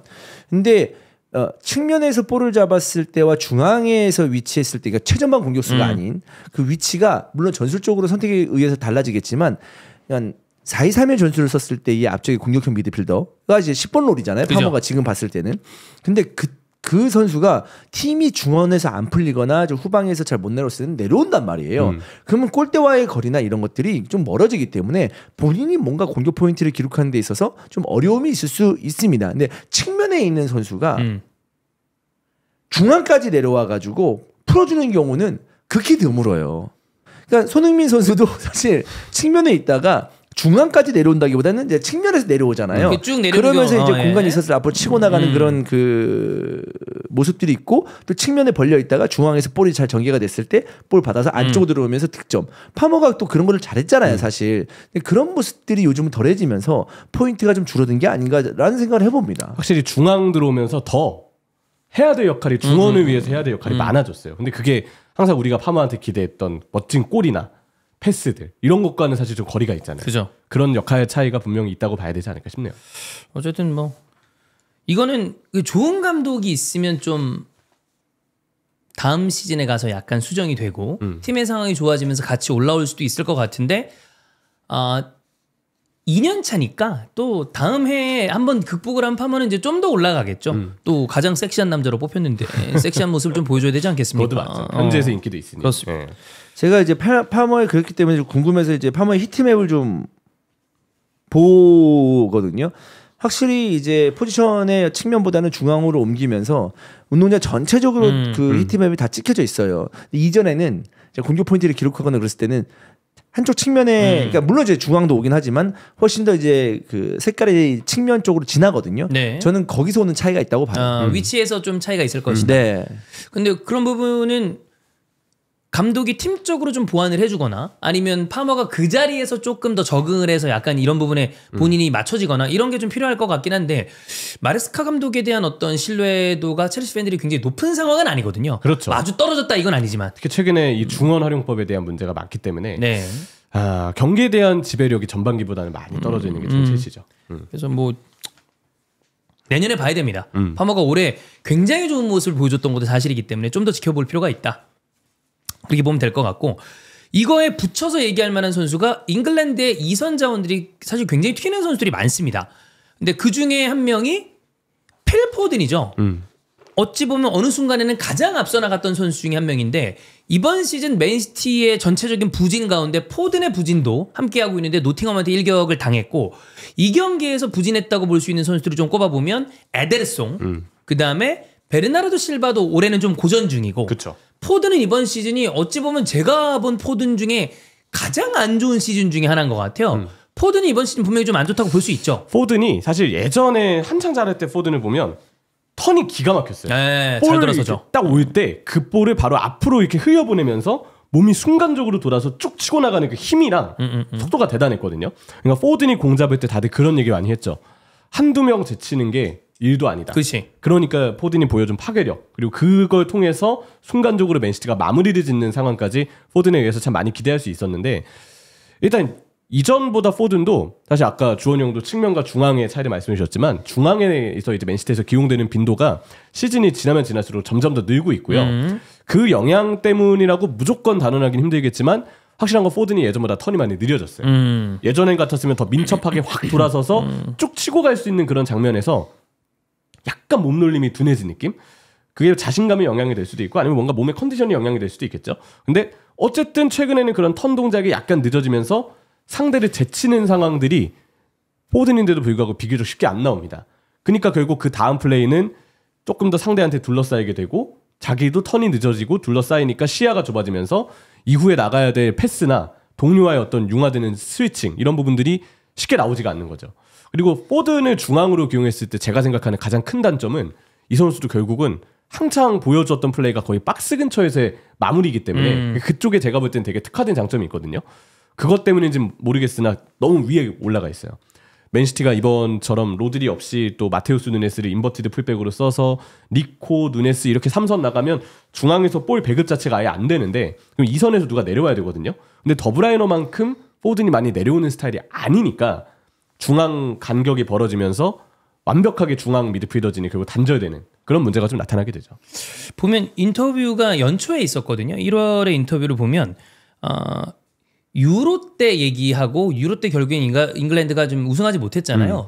그거에 대한 이 육체적이나 정신적 번아웃이 왔다라는 얘기를 한 적이 있었는데 그런 부분도 본인이 좀 영향을 끼치는 것 같아요. 예전에 뭐 포든이랑 비교할 건 아닌데 아스날에 있었던 아르샤빈이 러시아가 이 중요 메이저 대회에서 본선을 못 나갔나 어디서 떨어졌었나 유로에서 뭐 정확하게 어느 대회인지 기억 안 나는데 그리고 난 다음에 되게 힘들어하면서 실제로 아스날에서도 진짜 안 좋았거든요.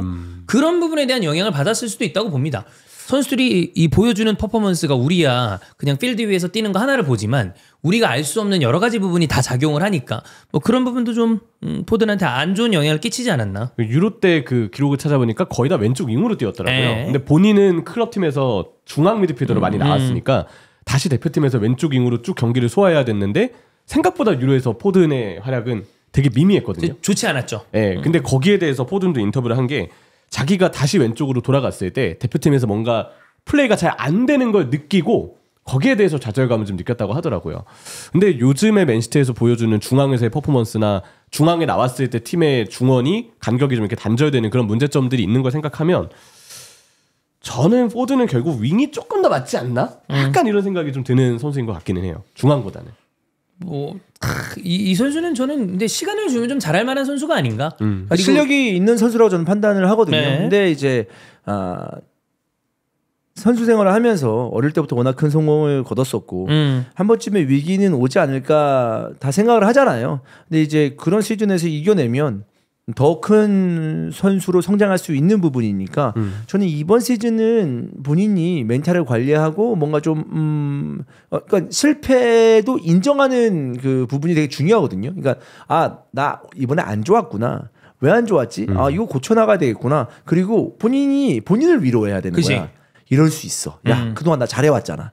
한번 좀 이렇게 하는데 다시 한번 올라가 보자. 이러면서 이제 내년 시즌을 뭐 벌써부터 시즌 안 끝났지만 준비한다 이런 느낌보다 그런 마인드를 가질 필요가 있는 거지. 왜 안 되지? 내가 뭐가 문제지? 잘 됐었는데?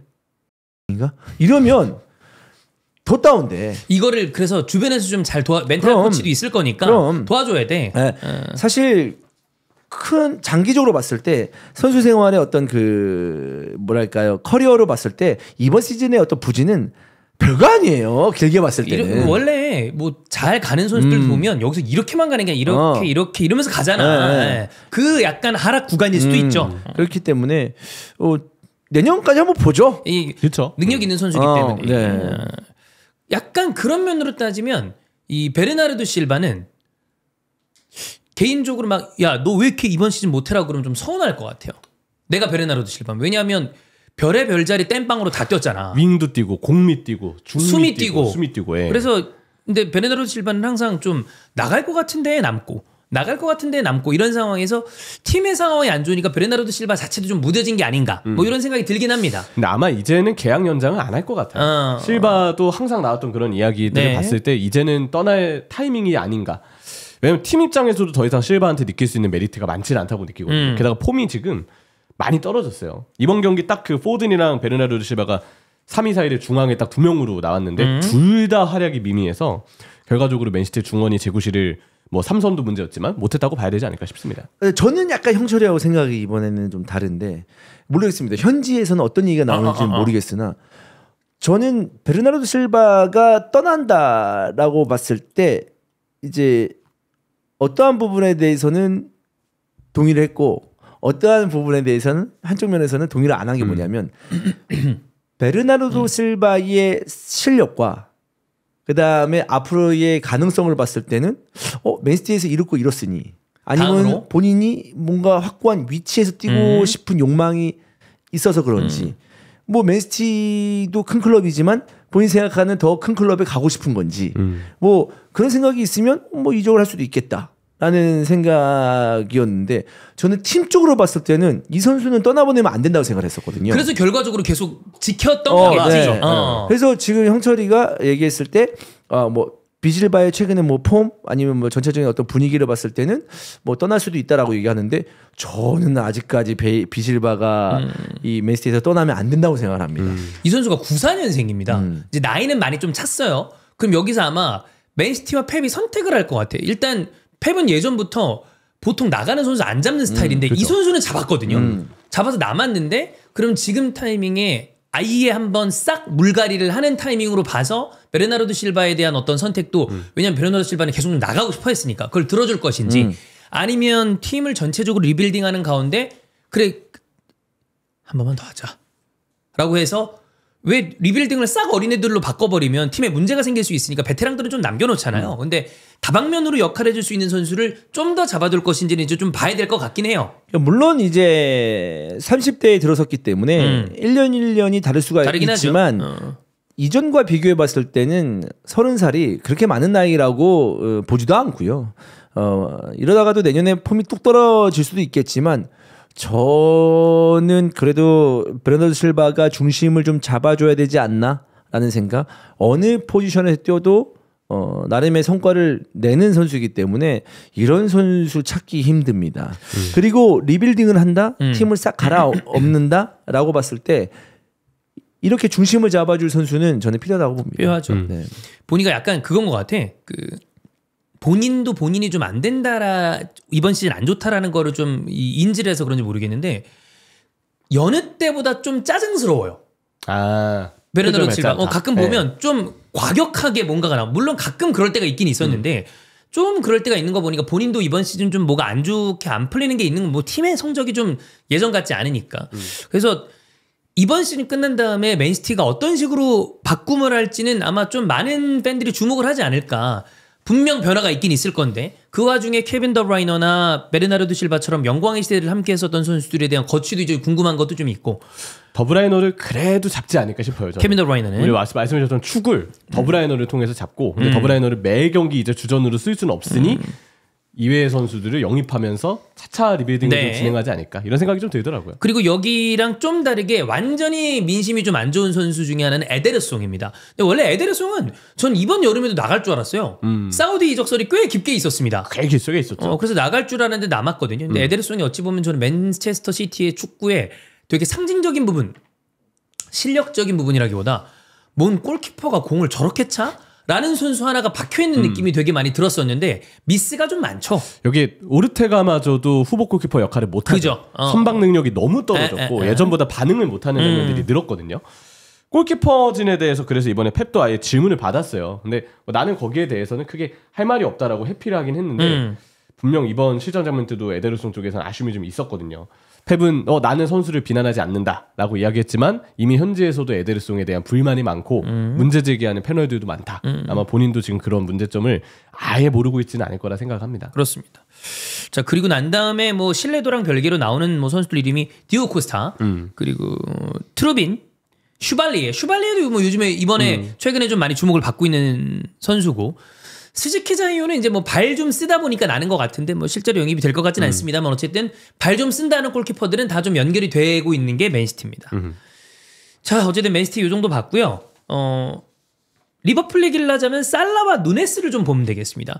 누네스는 이번에는 역할을 좀 했어요. 아 좋은 득점을 했죠. 일단 누네스의 경우는 분명히 잊을만 하면 활약을 또 해주고 그래서 괜찮은가 싶으면 또 한번 저점을 찍어주고 롤러코스터형 선수죠. 네, 근데 스릴 만점. 아까 다른 팀의 답답한 공격수들과 비교할 때는 그래도 누네스는 항상 찍어주는 그 어떤 확 튀어오르는 포인트가 있다는 점에서 그게 다른 공격수들과 비교했을 때는 그래도 누네스를 조금 더 픽하게 만드는 중요한 포인트가 아닌가 싶습니다. 파리 생제르맹 때 봐야지. 근데 타이밍상 그때는 놓치거든요.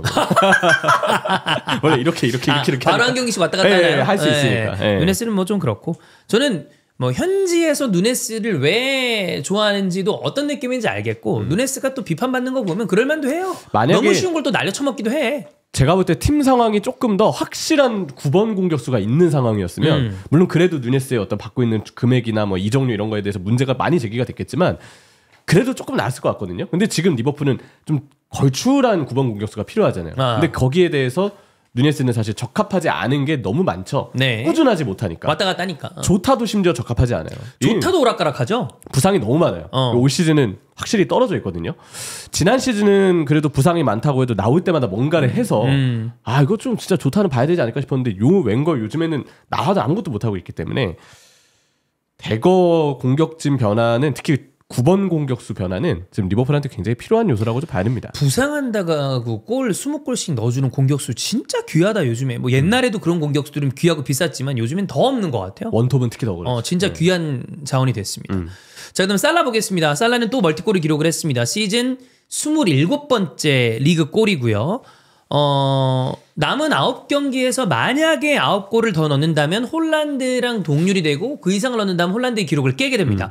그리고 앙리가 갖고 있었던 20-20 클럽도 30-20으로 바꿀 가능성이 굉장히 꽤 있는 편이고요.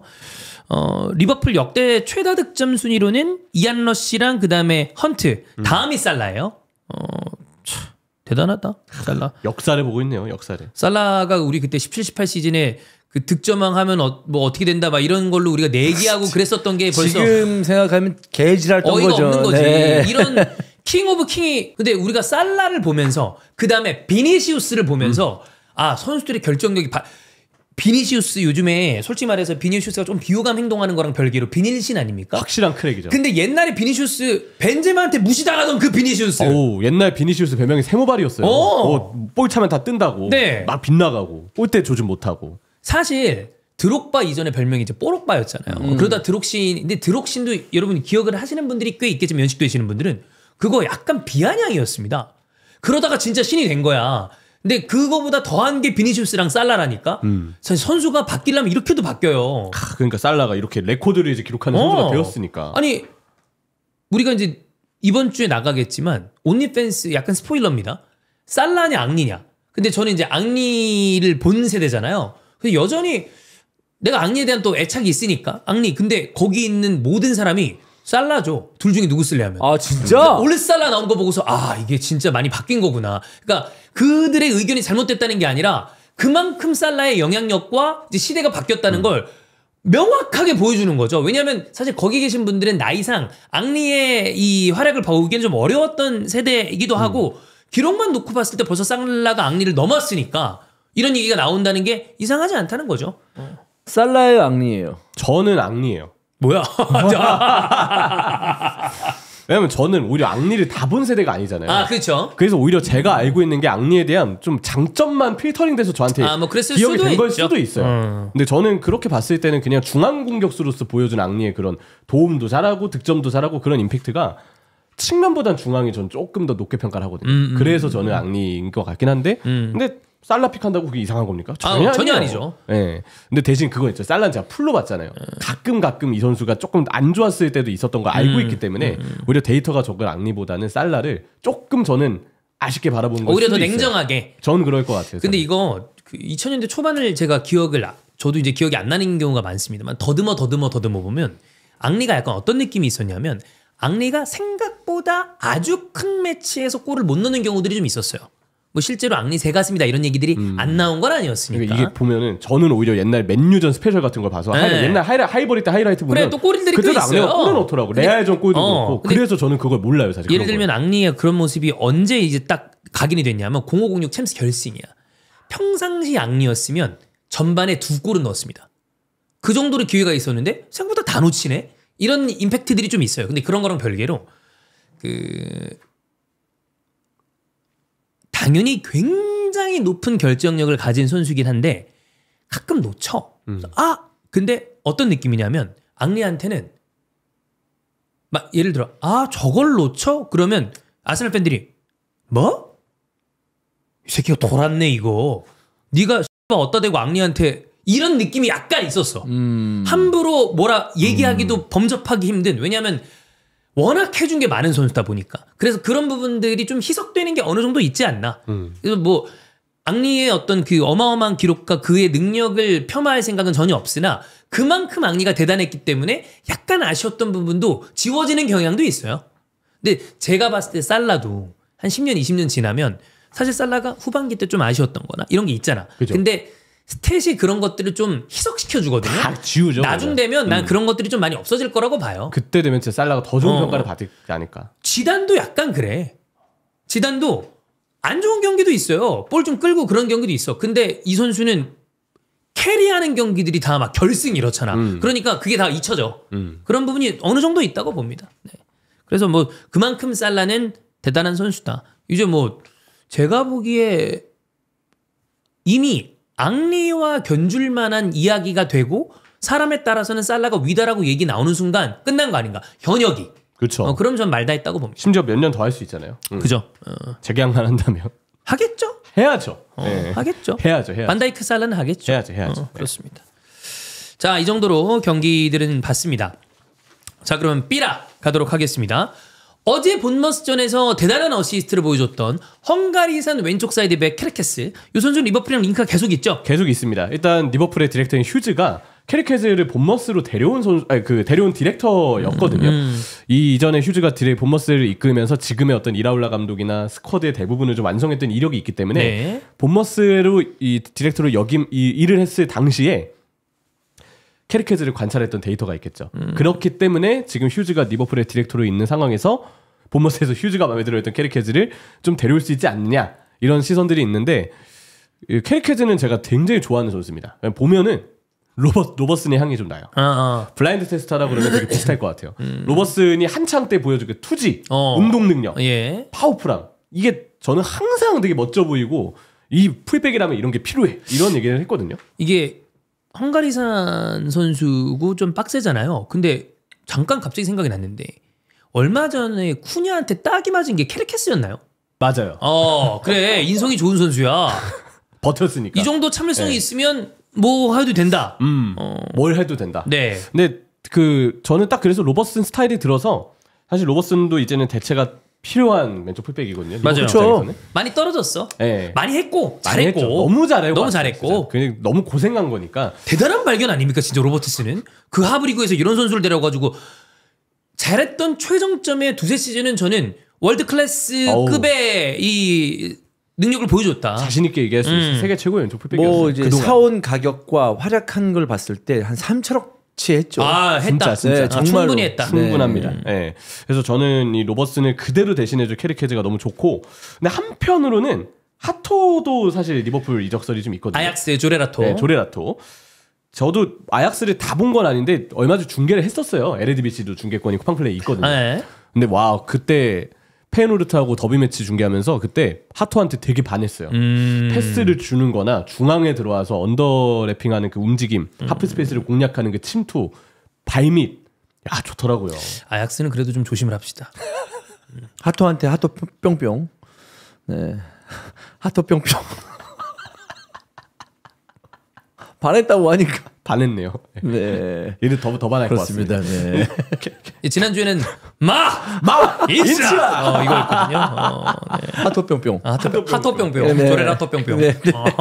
조렐 하토뿅뿅이라고 우리가 뭐 어감이 약간 좀 애매하네. 네. 네. 슬롯 전술에는 혹시 케르케즈보다 하토일까라는 생각도 없진 않아요. 그때 하토를 봤던 인상으로 봤을 때. 왜냐면 더 중앙에서 볼을 뿌려주고 이런 느낌이 들고 사실 로버슨이 지금 슬롯 전술에 매우 부합한 풀백이냐고 하면 사실 그렇지는 않거든요. 조금 더 기술적인 선수가 슬롯 전술에서 필요해 보일 때도 있으니까. 근데 케르케즈의 프로필이 약간 로버슨의 그 프로필 혹은 약간의 단점과도 공유가 되는 면이 있어서 네. 뭐 그 점에 대한 우려는 좀 있긴 하나 근데 그걸 가릴 정도의 너무 좋은 장점들을 가지고 있는 선수이기 때문에 전 케르케즈 영입은 정말 좋을 것 같습니다. 네. 자, 그다음에 맨유 두 건 보겠습니다. 맨유 일단 장 필립 마테타. 크리스탈 팰리스의 정말 어마어마한 피지컬의 공격수죠. 97년생의 선수인데 이 선수 링크가 저기 아스날이란다. 맨유에 있습니다. 아스날에 있었으면 하나요? 누구라도 있었으면 좋겠죠. 네, 네. 솔직히 말해서 지금 상태라면 주민규라도 있었으면 좋겠어요. 야, 지금 상태가 주민규 졸라 핫해 지금. 그래, 그러니까 네. 누구라도 있었으면 좋겠다 네. 이거예요. 근데 마테타 링크, 자 이주원의 어떤 공격수 이 DNA 감별사로서 어떻습니까? 아스날하고 맨유를 봤을 때 둘 다 필요한 선수입니다. 왜냐하면 그냥 장점이 명확해요. 그냥 피지컬, 그 다음에 직선적인, 그리고 파괴력. 그걸 봤을 때는 저는 일단 관상이 존나 파괴적이에요. 네. 존나 무섭습니다. 저는 필요하다고 봅니다.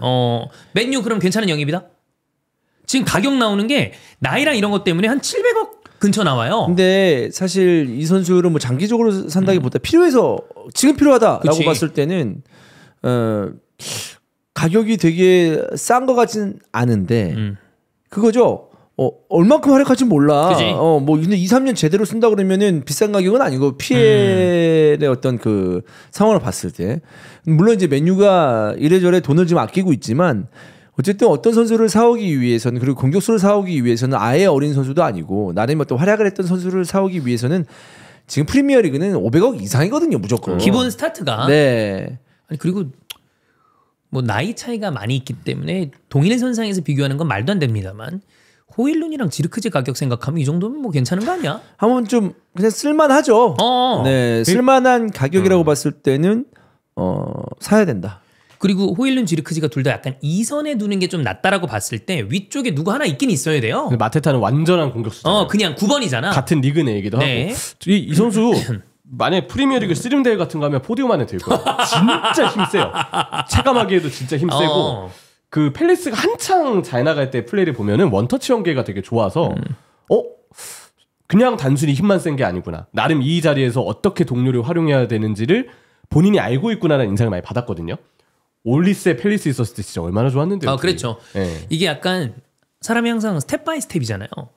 아니 우리가 뭐 예를 들어 돈을 버는 것도 야 큰 돈 벌고 싶어. 그래서 뭐 예를 들어 야 100억 벌자 100억 벌자. 그게 됩니까? 하나하나 해나가야 될 거 아니야. 근데 지금 맨유가 바로 최상위권의 어떤 막 20-30골씩 박아줄 선수를 살 수 있는 여러 가지 형편이 안 된다면 그게 금전적으로든 팀의 상황이든 그러면 일단 리그 내에서 물론 750억도 적은 돈은 아닙니다만 데려와서 팀 분위기 바꿔놓고 조금씩 약간 상승해 나가는 거를 바라는 게 맞는 것 같아요.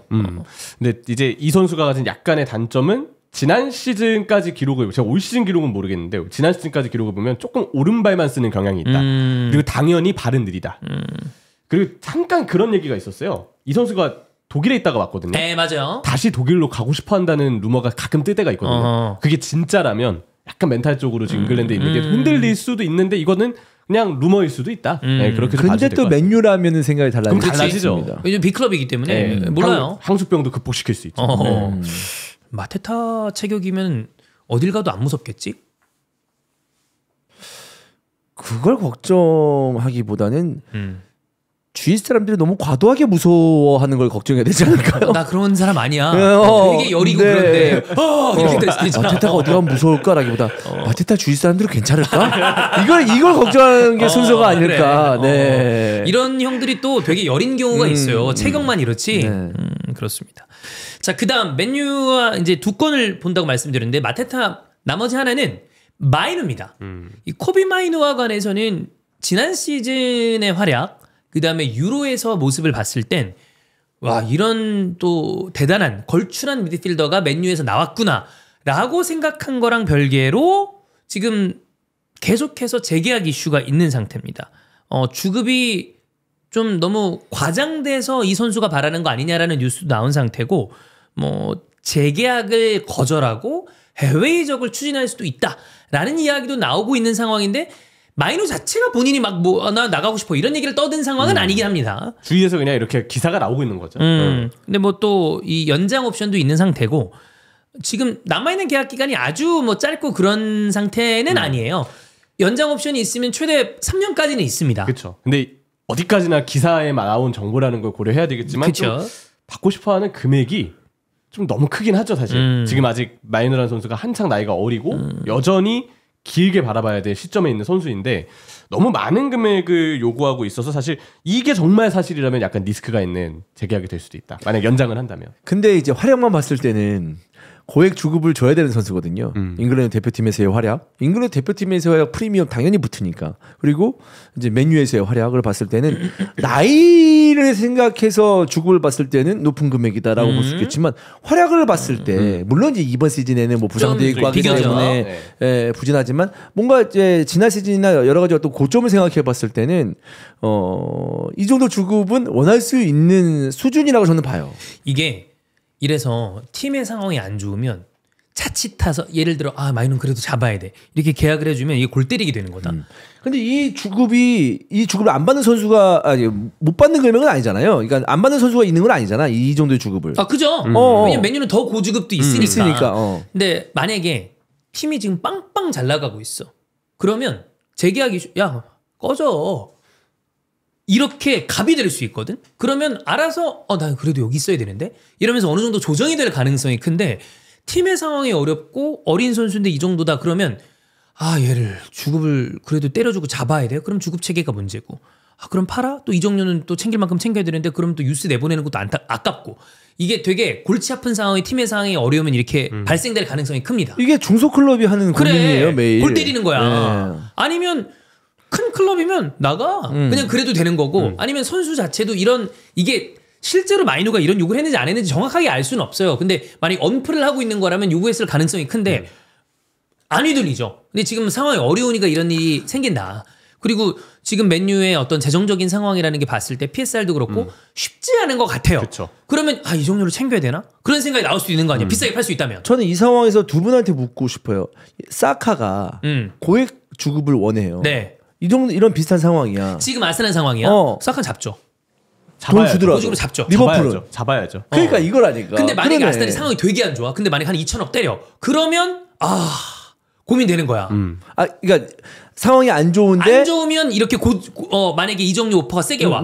그럼 팔아야 되나? 상황이 안 좋은데. 재정 상황이 안 그렇지. 좋을 때. 근데 지금 리버풀 아스날은 그런 게 문제가 없잖아. 이전의 오퍼보다는 이제 선수가 주급을 이렇게 원하면서 나는 원한다 이러면 그럼 잡아야 어느 정도 잡는 거죠. 아. 물론 주급 체계가 깨지지 않는 선 안에서 해야 되긴 하겠습니다만 이렇게 된다고 그러면 쉽지 않지. 근데 마이누가 전 개인적으로 대단한 재능이라고 생각을 해요. 그리고 만약에 이제 스타일을 봤을 때 수비적인 롤에서 좀 더 벗어난다면 위로 좀 올라가는 게 좀 나은 것 같아요. 그러면 좀 더. 좀 더 나은 선수가 될 가능성이 전 높다고 봅니다. 모르겠다. 맨유랑 어떻게 할지. 지금 맨유 상황은 약간 한 치 앞을 모르는 상황인 것 같아. 근데 마이누는 잡아야 될 것 같은데. 왜냐면 이 정도의 재능이 또 나오기 쉽지 않다고 그치? 생각하거든요. 네. 저도 주원이 형 말씀처럼 약간 위로 올려서 조금 더 마치 그 박스 투 박스라 부르죠. 좀 더 활동량을 위에서 좀 보여줄 수 있는 전방위적으로 보여줄 수 있는 아래에만 갇혀 있지 않고 그런 환경이 조성되고 그런 역할이 주어지면 더 자신의 특출난 재능을 마음껏 뽐낼 수 있는 선수라고 생각을 해요. 우리가 맨유의 재정 상황에 대한 디테일을 다룰 수 있는 아마 컨텐츠가 이번 시즌 끝나고 나서 있다면 그런 경우 있잖아. 도저히 지금 2주급으로 만약 2주급 제한한 게 사실이라면 이거 잡고는 못 견딘다 팀이. 그럼 내보내야지.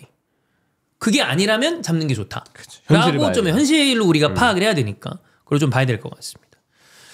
자, 그다음 이거 완전 다른 얘기인데 클롭이 지금 그 레드불 사단으로 들어가 있습니다. 클롭의 이 민심이 굉장히 안 좋더라고요. 그래서 독일에서 안 좋죠. 그러니까 독일은 진짜 컬러가 확실한가 봐.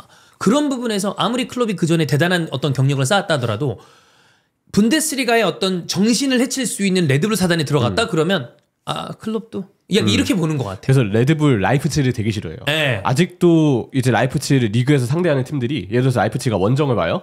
홈팀이 그 레드불과 라이프치히에 대한 항의 의미로 바로 야유하죠. 야유하고 몇 분 동안 응원 일부러 안 해요. 어. 약간 보이콧의 의미로 분데스리가 잘 들어라. 우린 얘네 반대한다.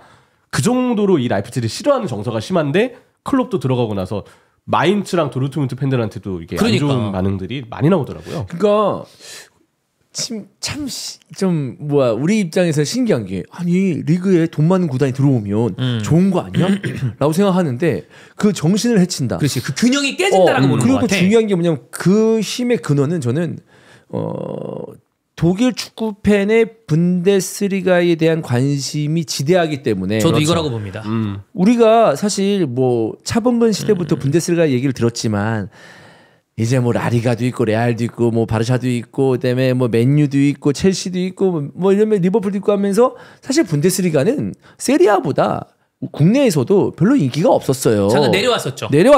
내려왔었고 국내 뭐 선수들이 가서 활약한 경우도 적었었고 근데 그 와중에도 그 독일 안에서는 분데스리가는 아주 압도적이지. 확고한 위치를 차지했었고 뭐 관중 뭐 동원력에서는 그거는 뭐 전 세계 압도적으로 최고. 1위니까 팬들의 이 힘이 대단한 나올 거야. 수가 있는 거죠. 우리가 이렇게 오는데 왜 다른 자본이 들어와? 이런 느낌도 강한 거. 우리랑 달라. 우리는 지금 그 레드카펫 깔잖아. 레드불 들어오세요. 아이고, 어서 오십시오. 누구요? 제발 어디요? 들어오세요. 어디요? 서울이요? 부산이요? 어디요? 성남이요? 일단 들어와. 수원이요? 어디요? 막 어디 와 오세요. 아니야, 어디야? 뭐야? 이러면서 그런데 이제 분데스리가는 다른 거지. 그래서 그게 되게 좀 신기한 부분이긴 한데 본인들의 프라이드를 좀먹는 그치. 거라고 생각하는 것 같아. 과거부터 분데스리가의 어떤 이야기를 우리가 들어보면 엄청나니까. 그럴만하죠. 네. 예. 근데 어쨌든 그렇다 보니까 클롭이 지금 레드불 사단에서 특히나 라이프치히와 관련해서는 감독이나 뭐 이런 거에 관련된 이야기를 좀 하고 있는 것 같은데 테나 얘기가 좀 있었나 봐요. 근데 좀 뭐 별로 탐탁지 않게 생각을 한다고. 뭐 이거는 어디까지 진실인지 모르겠습니다만 그 조카 헤네스죠. 네. 이 슈투트가르트에 있는 슈투트가르트. 헤네스가 뭐 좋은 성적을 내고 있기도 하고. 진짜 잘하죠. 잘하죠? 전술 능력이 아주 좋습니다. 물론 올 시즌이야 이제 지난 시즌보다는 약간 리그 순위가 떨어져 있긴 하지만 이 감독도 공간 활용을 진짜 잘하는 감독이에요. 공격적인 포메이션도 잘 짜고 선수들 동선도 공간을 적절하게 선수마다 분배를 시켜서 그때그때 그 선수들을 활용한 빌드업 패턴과 공격 마무리를 정말 짜임새 있게 잘 만드는 감독이거든요. 왜 이게 정말 사실이라면 왜 레드불 사단과 클롭이 헤네스를 더 선호하는지는 알 것 같아요. 테나흐도 저는 레드불 쪽에서의 그 추구하는 방향의 축구와 좀 일치하는 부분이 있다고 생각을 하는데 아마 클롭이 직접 상대해보고 내가 잡아봤는데 이렇더라 약간 이러면서 뭐 의견이 조금 오히려 요즘 헤네스 봐라 추구하는 방향이 오히려 되게 궁극적으로 옳다 그런 식으로 조금 더 선회하지 않았나라는 좀 생각이 들긴 하네요. 테나는 사실 도르트문트 링크도 났었는데 결과적으로는 중대장이 갔고 코바치가 네. 이 라이프치히도 그렇고 몰라요. 테나의 어떤 그 차 후의 행보가 어떻게 될지 모르겠습니다만 지금 당장 딱 잡을 구하고 있지는 못하는 상태입니다. 네. 자, 요 정도로 삐라봤고 이제 코리안 리거들 가겠습니다. 박수 한번 치시죠. 이재성. 네. 대단합니다. 인수다. 네. 대단합니다. 마인츠 이거 진짜 챔스 가겠어? 갈 것 같아요. 진짜 가겠어요. 걱정이 하나 있다면 이제 앞으로의 잔여 일정에 미넨이랑 레버쿠젠이 남아있긴 해요. 뒤에 4개 라운드에 아마 두 팀이 네. 다 있을 거예요. 최종전이 레버쿠젠이에요. 네. 그래서 물론 이제 그때쯤에는 왠지 우승이 결정돼 있을 것 같다는 생각이 들긴 하지만 어쨌든 빡센 상대니까 쉽지는 않을 텐데 근데 마인츠가 기세를 제대로 탔고 부르카르트가 진짜 잘하는데 생각보다 오히려 언급이 덜 되거든요. 근데 올 시즌 활약으로 보면 저는 부르카르트가 세슈코 언급되면 부르카르트도 같이 언급돼야 된다고 생각을 해요. 근데 이 선수가 어쨌든 마인츠에 부상 복귀를 하면서 지금 쭉 연승, 활약도 좋고 이재성이 그중에 또 중심이니까 경기도 재밌고 성적도 잘 나오고 챔스도 갈 것 같고 아주 좋은 분위기입니다. 이재성이 비교적 늦은 나이에 유럽으로 갔습니다. 그리고 2부에도 있었고 왔다 갔다 하는 가운데 이 정도 하는 거 보면 사실 이재성 선수가 굳이 따지자면 유럽에서 활약하는 활약상 대비 주목도가 비교적 낮은 선수잖아요. 진짜 정말 좋은 선수인데 정말 잘하는 정말 선수고. 대단한 선수입니다. 보물이죠, 보물. 대표팀에서 언제나 주요 자원으로. 그러니까 오히려 많은 활동량을 가져가고 여기저기 영향력을 끼치니까 뭐 실수했을 때 실수가 더 도드라져 보이는. 그렇지 오히려 네. 야, 왜 이렇게 미스를 하냐? 근데 난자리 제일 티나는 말도 선수가 안 되죠. 이재성입니다. 없으면 그렇죠. 이재성이 없네. 네. 티가 경기가 너무 안 많이 풀려. 나요. 경기가 안 풀리죠. 마인츠도 똑같아요. 마인츠도 일단 마인츠는 보이는 활약 자체가 일단 너무 대단하고 이재성이 없으면 마인츠의 공격 루트가 롱볼에 좀 많이 몰리거든요. 거기서 이제 이재성이 다 풀어주고 창의성을 넣어주고 본인이 직접 침투해서 헤더골까지 넣어주고 이게 다 이재성 선수의 역할이거든요. 체질을 이게 바꾸는 이제 마인츠가 뭐 다음 라운드 뭐 경기 있다. 이제 코칭 스태프끼리 회의를 하잖아요. 야, 선발 명단 이제 한번 해보자라고 했는데 이제 코치를 나무라죠. 야, 이 새끼야 이재성은 쓰고 시작하라고. 그래. 그냥 스타트지. 몇 번 얘기해. 야, 저 자리 이재성 쓰고 딴 애들 고민하라고. 딱 이렇게 얘기할 정도로. 그렇죠. 제가 현장 중계 가서 봤던 K리그 선수 중에 압도적인 선수 한 명을 뽑으라면 단연 전북의 이재성이었습니다. 봤는데 약간 이것도 좀 철진한 표현입니다만 보법이 달라. 혼자 혼자 다르더라고. 혼자 눈부시고. 대단하다라는 생각이 들었습니다. 그래서 이재성과 마인츠는 순항중 네. 챔피언스리그 티켓이 굉장히 눈앞에 와 있다 보면 될 것 같고 자 바이언 보훔 경기 바이언 졌습니다. 김민재는 일단 쉬었어요. 예. 이건 아주 좋은 소식입니다. 네, 왜냐면 레버쿠젠전 전후로 이 경기까지 뛰었으면 너무 고생했을 텐데 김민재는 쉬었는데 보훔한테 무려 2대3. 네, 이건 좀 많이 충격적인 스코어죠 사실. 근데 이거 페인을 짚어보면요. 첫 번째는 언제나 빠지지 않는 그나브리에 또 한 번 말썽 페널티킥을 실축했습니다. 밀러가 찰 줄 알았거든요. 왜 이날이 바이에른 뮌헨 125주년 기념 경기여서 유니폼도 125주년 기념 킷을 입고 막 퍼레이드 너무 멋있게 했어요. 성대하게. 항상 이런 날이 지더라고요. 보통 축구가 그래요. 제가 예전에 가장 안타까웠던 순간이 기억나는 게 벵거의 1000번째 경기입니다. 네, 1000번째 경기 첼시한테 6대0인가 졌거든요. 그리고 이제 무리뉴랑 또 벵거랑 싸우고 그래가지고 밀고 막 이렇게 해서 뭐 그 사람 개인 자체가 그 경기에 어떤 감정을 갖고 있는지 모르겠지만 좀 보기가 아주 좀 쉽지 않았었던 경기였습니다. 이날도 이제 125주년 기념 경기를 망친 2명. 그나브리의 PK 실축. 팔리냐? 그 팔리냐죠. 퇴장. 팔리냐 퇴장입니다. 다이렉트 퇴장인데 사실 팔리냐는 지금 미넨에 와서 보여준 게 없어요. 굳이 보여준 게 하필 아주 안 좋은 의미의 스캔들이어서 그 부분에서의 문제 빼고 그냥 팔리냐는 선수로서 지금 미넨에 와서의 3선에서의 안정감이나 수비 공헌이 없고 부상 때문에 빠진 기간만 너무 길었거든요. 그래서 팔리냐는 안 그래도 이날 막 에우베르도 오고 미넨 수뇌부들 다 와가지고 다 125주년이니까 다 얼마나 집중해서 다 관찰을 하고 있겠어요. 그들이 보는 앞에서 다이렉트 대장 이거 한동안 구단 훈련실이나 복도 지나갈 때 고개 못 들고 다니겠다 이런 생각이 좀 많이 들었고. 근데 팔리냐 퇴장 이거 좀 애매하긴 하다. 이게 지금 DFB 쪽에서는 퇴장이 아니다 쪽으로 이야기를 했고 형이 봤을 때 어때요? 아니 이런 장면에서 퇴장이 나오는 경우가 있거든요. 네 맞아요. 와 이거를 퇴장이 아니다라는 것을 고려해서 생각해 본다면은 패스를 주고 나서 발이 이제 수비수가 거기에 들어갔기 뒤에 때문에 들어갔나? 그러기 때문에 그 고의성이 좀 없었다라는 건데 이 장면만 딱 그 접촉하는 장면만 봤을 때는 되게 무조건 퇴장이거든요. 그렇지. 사실 위험해 보였어요. 확 들어갔으니까 네. 여기에. 아 나는 물론 이제 그 협회 쪽에서 그 얘기를 할 했다니까. 정도면은 여러 가지 상황을 고려했겠죠. 근데 와 이거는 저는 퇴장을 주는 경우를 더 많이 본 것 같아요. 퇴장을 준 걸로도 설명이 가능하고 안 준다 그러는 것도 또 이해는 또 안 가는 거 아니고. 근데 팔리나 입장에서도 불운한 면은 좀 있었고. 왜냐면 이제 불운할 수도 있겠죠. 자기 킥을 찬 다음에 이렇게 밟은 거죠. 그렇지. 네. 근데 이거를 상대팀 입장에서 불운하다고 볼 수 있을까? 그것도 그건 맞죠. 아니죠. 왜냐면 네. 이게 저는 이거 마수라스 안 다친 게 다행이에요. 그러니까 장면상 되게 위험하긴 해요. 이게 딱 봐도 정강이가 휘는 게 보이거든요. 너무 위험해요, 이게 사실.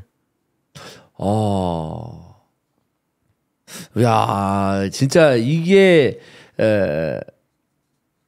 야, 여러 가지 상황을 고려해 봐야 그래도 퇴장이 아니구나라는 건데 장면만 딱 보면은 그렇네요. 이게 왜냐면 고의성 여부와 별개로 위험한 플레이로도 사실 또 퇴장을 당하는 경우가 있는데 이거는 또 위험한 플레이라고 하기에는 본인이 패스한 다음에 내려오다가 또 그렇게 된 거니까 이게 이래저래 뭐 이런 거 보면 뭐 물론 우리가 비판하는 주심의 판정이 이런 종류랑은 좀 별개지만 어려운 건 것 같긴 해. 진짜. 네. 이 장면은 예를 들어서 판정이 어려워. 네. 예를 들어서 옐로우 카드만 주고 끝났다. 그러면 또 이제 그것도 많이 동물축구협회에서 이게 이럴 거야. 원래 퇴장이었다. 이래도 이해되는 장면이거든. 그치. 나는. 어. 이거는 진짜 어렵다. 이 장면이 제가 봤을 때 굉장히 중요한 상황에서 야, 독일 축구협회가 인정한 퇴장이 아닌 장면이 이건데 너희는 왜 이래? 왜 그거 뭐 퇴장 안 줬다고 뭐라 그래? 라고 나올 수 있을 법한 몇 년 동안 회자가 될 수도 있는 계속 중요한 상황마다 나올 수 있는 그 얘기다. 장면이지 않을까? 이게 우리가 뭐 아이팹에서 나오는 거 이런 거 보면 이런 장면들이 또 예시로 쓰이잖아. 그러니까. 있죠. 근데 독일 축구협회가 인정한 노퇴장이거든. 그치. 그러니까 이 장면. 그럼 이게 기준이 될 수 있단 말이야. 쉽지 않아요. 그럼 또 그때 댓글에 야 그 장면하고 같냐? 이건 이래서 저렇고 이래서 저렇고. 그러니까 여러 가지 해석이 가능한 좀 장면입니다. 이거는. 그렇습니다. 근데 그거랑 별개로 팔리냐는 지금 민심이 안 좋아요. 네, 안 좋죠. 네. 네. 미네에 와서 활약이 너무 미미합니다. 부진하니까. 네. 자, 그다음에 파리 생제르맹과 렌 경기에서는 이강인 선수가 선발 출장을 했는데 모처럼의 선발이죠. 사실. 네. 한동안 많이 밀려 있다가 그리고 냉정히 말해서 이 경기에서 임팩트가 크진 않았어요. 그러니까 파리 생제르맹에서만 봤을 때 이강인 선수와 그 자리에 설 수 있는 다른 선수들을 쭉 같이 나열한 다음에 어떤 선수가 튀게 잘했냐라고 물으면 지금 다른 선수들이 튀게 잘하는 선수들이 있어요. 그렇죠. 그래서 지금 이강인이 선발로 나오지 못하는 거에 대해서 말도 안 되고 막 이런 느낌은 아닙니다.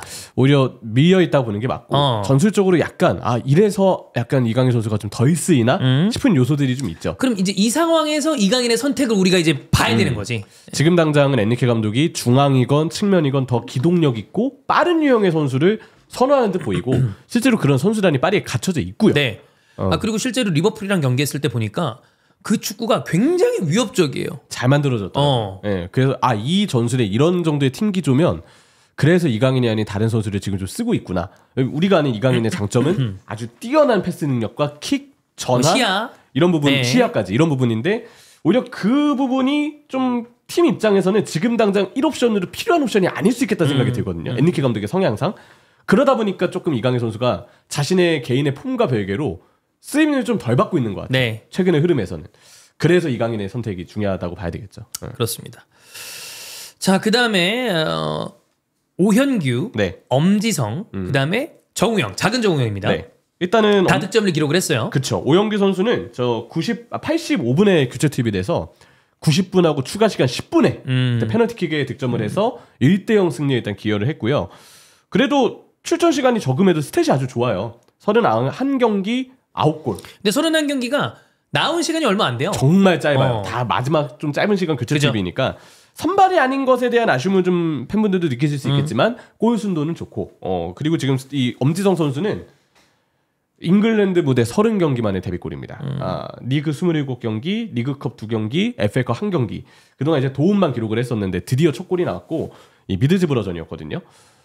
아마 저는 엄지성 선수가 일단 계속 쓰임은 받고 있는 상황인데 첫 골이 이제 딱 들어갔기 때문에 이제 뭔가 좀 혈이 뚫린 느낌이지 않을까라고 내심 좀 기대가 되긴 해요. 이게 그 넥스트키 촬영하러 스완지도 갔었잖아요.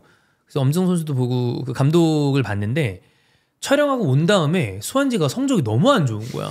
그래가지고 아니 이거 릴리즈도 되기 전에 감독 나가리 되면 이거 콘텐츠를 어떻게 짜야 되나 고민했었는데 결과적으로 날아가긴 했습니다. 아이고야. 네. 근데 뭐 그거랑 별개로 엄지성 선수가 또 잘하는 건 중요하니까. 그렇죠. 근데 팀에서는 선수단이나 구단 입장에서는 엄지성을 되게 아껴서 잘 쓰고 있다라는 생각이 들어서 큰 걱정은 하지 않습니다. 필요한 게 스탯이었는데 일단 첫 골이 이제 나왔으니까 이후에 좀 부담 없이 네. 마음껏 활약을 좀 해주길 바라고. 야, 사실 제일 예상 못한 결과예요. 우니온 베를린이 프랑크푸르트를 잡았습니다. 그러니까 프랑크푸르트가 졌어요. 그 전에 우니온 베를린 홀슈타인 킬 경기를 진짜 중계했는데 2시간이 너무 힘들었거든요. 예. 와, 진짜 우니온이 너무 못했어요. 근데 프랑크푸르트를 일단 잡아냈고 특히 정우영 선수가 이 바움가르트 감독 부임하고서는 본인의 몸 상태가 안 좋은 상황이 아니고서는 항상 우선적으로 픽을 받고 있거든요. 정우영 선수가 교체 투입이 됐고 아마 지금 팀 분위기가 안 좋으니까 이번에 한번 환기를 주자라는 생각으로 이번엔 정우영 선수를 선발로 쓰지 않았던 것 같은데 우리 교체 투입되고 이전까지 정우영 개인의 폼이 나쁘지 않았으니까 특유의 그 활동량을 통해서 상대도 압박하고 역습 상황 때 마무리까지 짓지 않았나. 근데 대신에 정우영 선수한테 앞으로 필요한 과제는 늘 꾸준하게 이런 터치와 마무리 능력을 보여주는 거예요. 열심히 뛰는 거 다 알고 움직임 좋은 거 다 알거든요. 근데 항상 우니온에서 드러났던 단점이 마지막 상황에서의 터치와 마무리가 약간씩 아쉬웠던 점인데 그래도 이번 경기에서는 이런 마무리에서 좀 더 확실한 모습을 보여줬으니까 앞으로 이런 활약을 얼마나 좀 꾸준하게 이어가느냐가 결국 중요하지 않을까 싶습니다. 사실 지금 독일에서 아쉬운 선수 한 명을 굳이 꼽자면 홍현석입니다. 이적하고 난 다음에 많이 못 나오고 있어요. 사실 밀렸죠. 네. 요즘에 교체로도 이제 경기 기회를 좀 많이 못 잡고 나오고 있고 있어서 벤치에는 계속 있거든요. 네. 근데 지프나 뭐 바이퍼 아니면 뭐 이런 선수들이 조금 더 우선적으로 일단 기회를 좀 받고 있긴 해요. 홍현석 선수가 이전에 이제 벨기에에서도 좀 적응하고 또 올라오는 데까지의 시간이 어느 정도 걸렸던 거를 감안을 하긴 해야 되지만 뭐 이럴 때는 개인적으로는 두 가지인 것 같아요. 그때 우리가 홍현석 선수 왔을 때 에이전트 분이랑 같이 와서 보면 이제 두 어떤 협조 관계가 잘 이루어지는 것 같아요. 서로를 믿는 상황이니까 차기 움직임에 대해서는 잘 이야기를 했으면 좋겠는데 그거랑 별개로 또 조급하면 또 쉽지 않으니까 그렇죠. 홍현석 선수가 멘탈적으로 좀 잘 관리를 했으면 그게 또 어떤 기회가 올지 모르기 때문에 그 부분은 좀 잘했으면 좋겠다라는 생각이 있습니다. 일단 이재성은 뭐 워낙 붙박이고 그죠? 부르카르트도 마찬가지고 예. 파울네베도 제가 볼 땐 마찬가지예요. 셋이 지금 폼이 너무 좋아요. 그러면서 홍현석 선수가 적응할 새도 없이 뭐 적응하고 또 해야 될 시기에 홍현석 선수의 임팩트가 좀 부족했던 것도 있긴 하지만 지금은 자리가 조금 부족해 보이거든요. 근데 뭐 일단 홍현석 선수가 어떻게 인내를 하고 그 직전에 저도 줌 인터뷰를 했었어요. 그래. 네, 그래도 홍현석 선수가 이재성 선수하고도 뭐 게임도 하고 되게 잘 즐기고 있기도 하고 어쨌든 독일 생활 자체는 지금 편하게 잘 누리고 있는 것 같더라고요. 인내심 있게 언젠가 타이밍이 올 거니까 잘 기다리면 어떨까라는 생각을 좀 합니다. 이재성 선수가 좀 잘 다독여 주겠죠. 팀이 이 정도로 잘 나가고 있으면 또 변화 주기가 감독이 되게 어려워. 네. 지금 이렇게 막 4위 막 가고 있는데 그럼 요상 4위 3위 왔다 갔다 하면 다음 시즌에 챔스 티켓 따고 그 다음에 또 기회가 올 수 있다라고 보는 게 더 좋은 기회가 올 수도 있는 거니까. 그렇죠. 그렇습니다. 자, 그러면 오늘 히든풋볼 2편은 여기서 마무리를 하고요. 이제 여러분 K 또 SL까지 업로드가 될 예정이니까 계속해서 히든풋볼 많은 사랑 부탁드리겠습니다. 여기서 마치겠습니다. 고맙습니다. 고맙습니다. 감사합니다.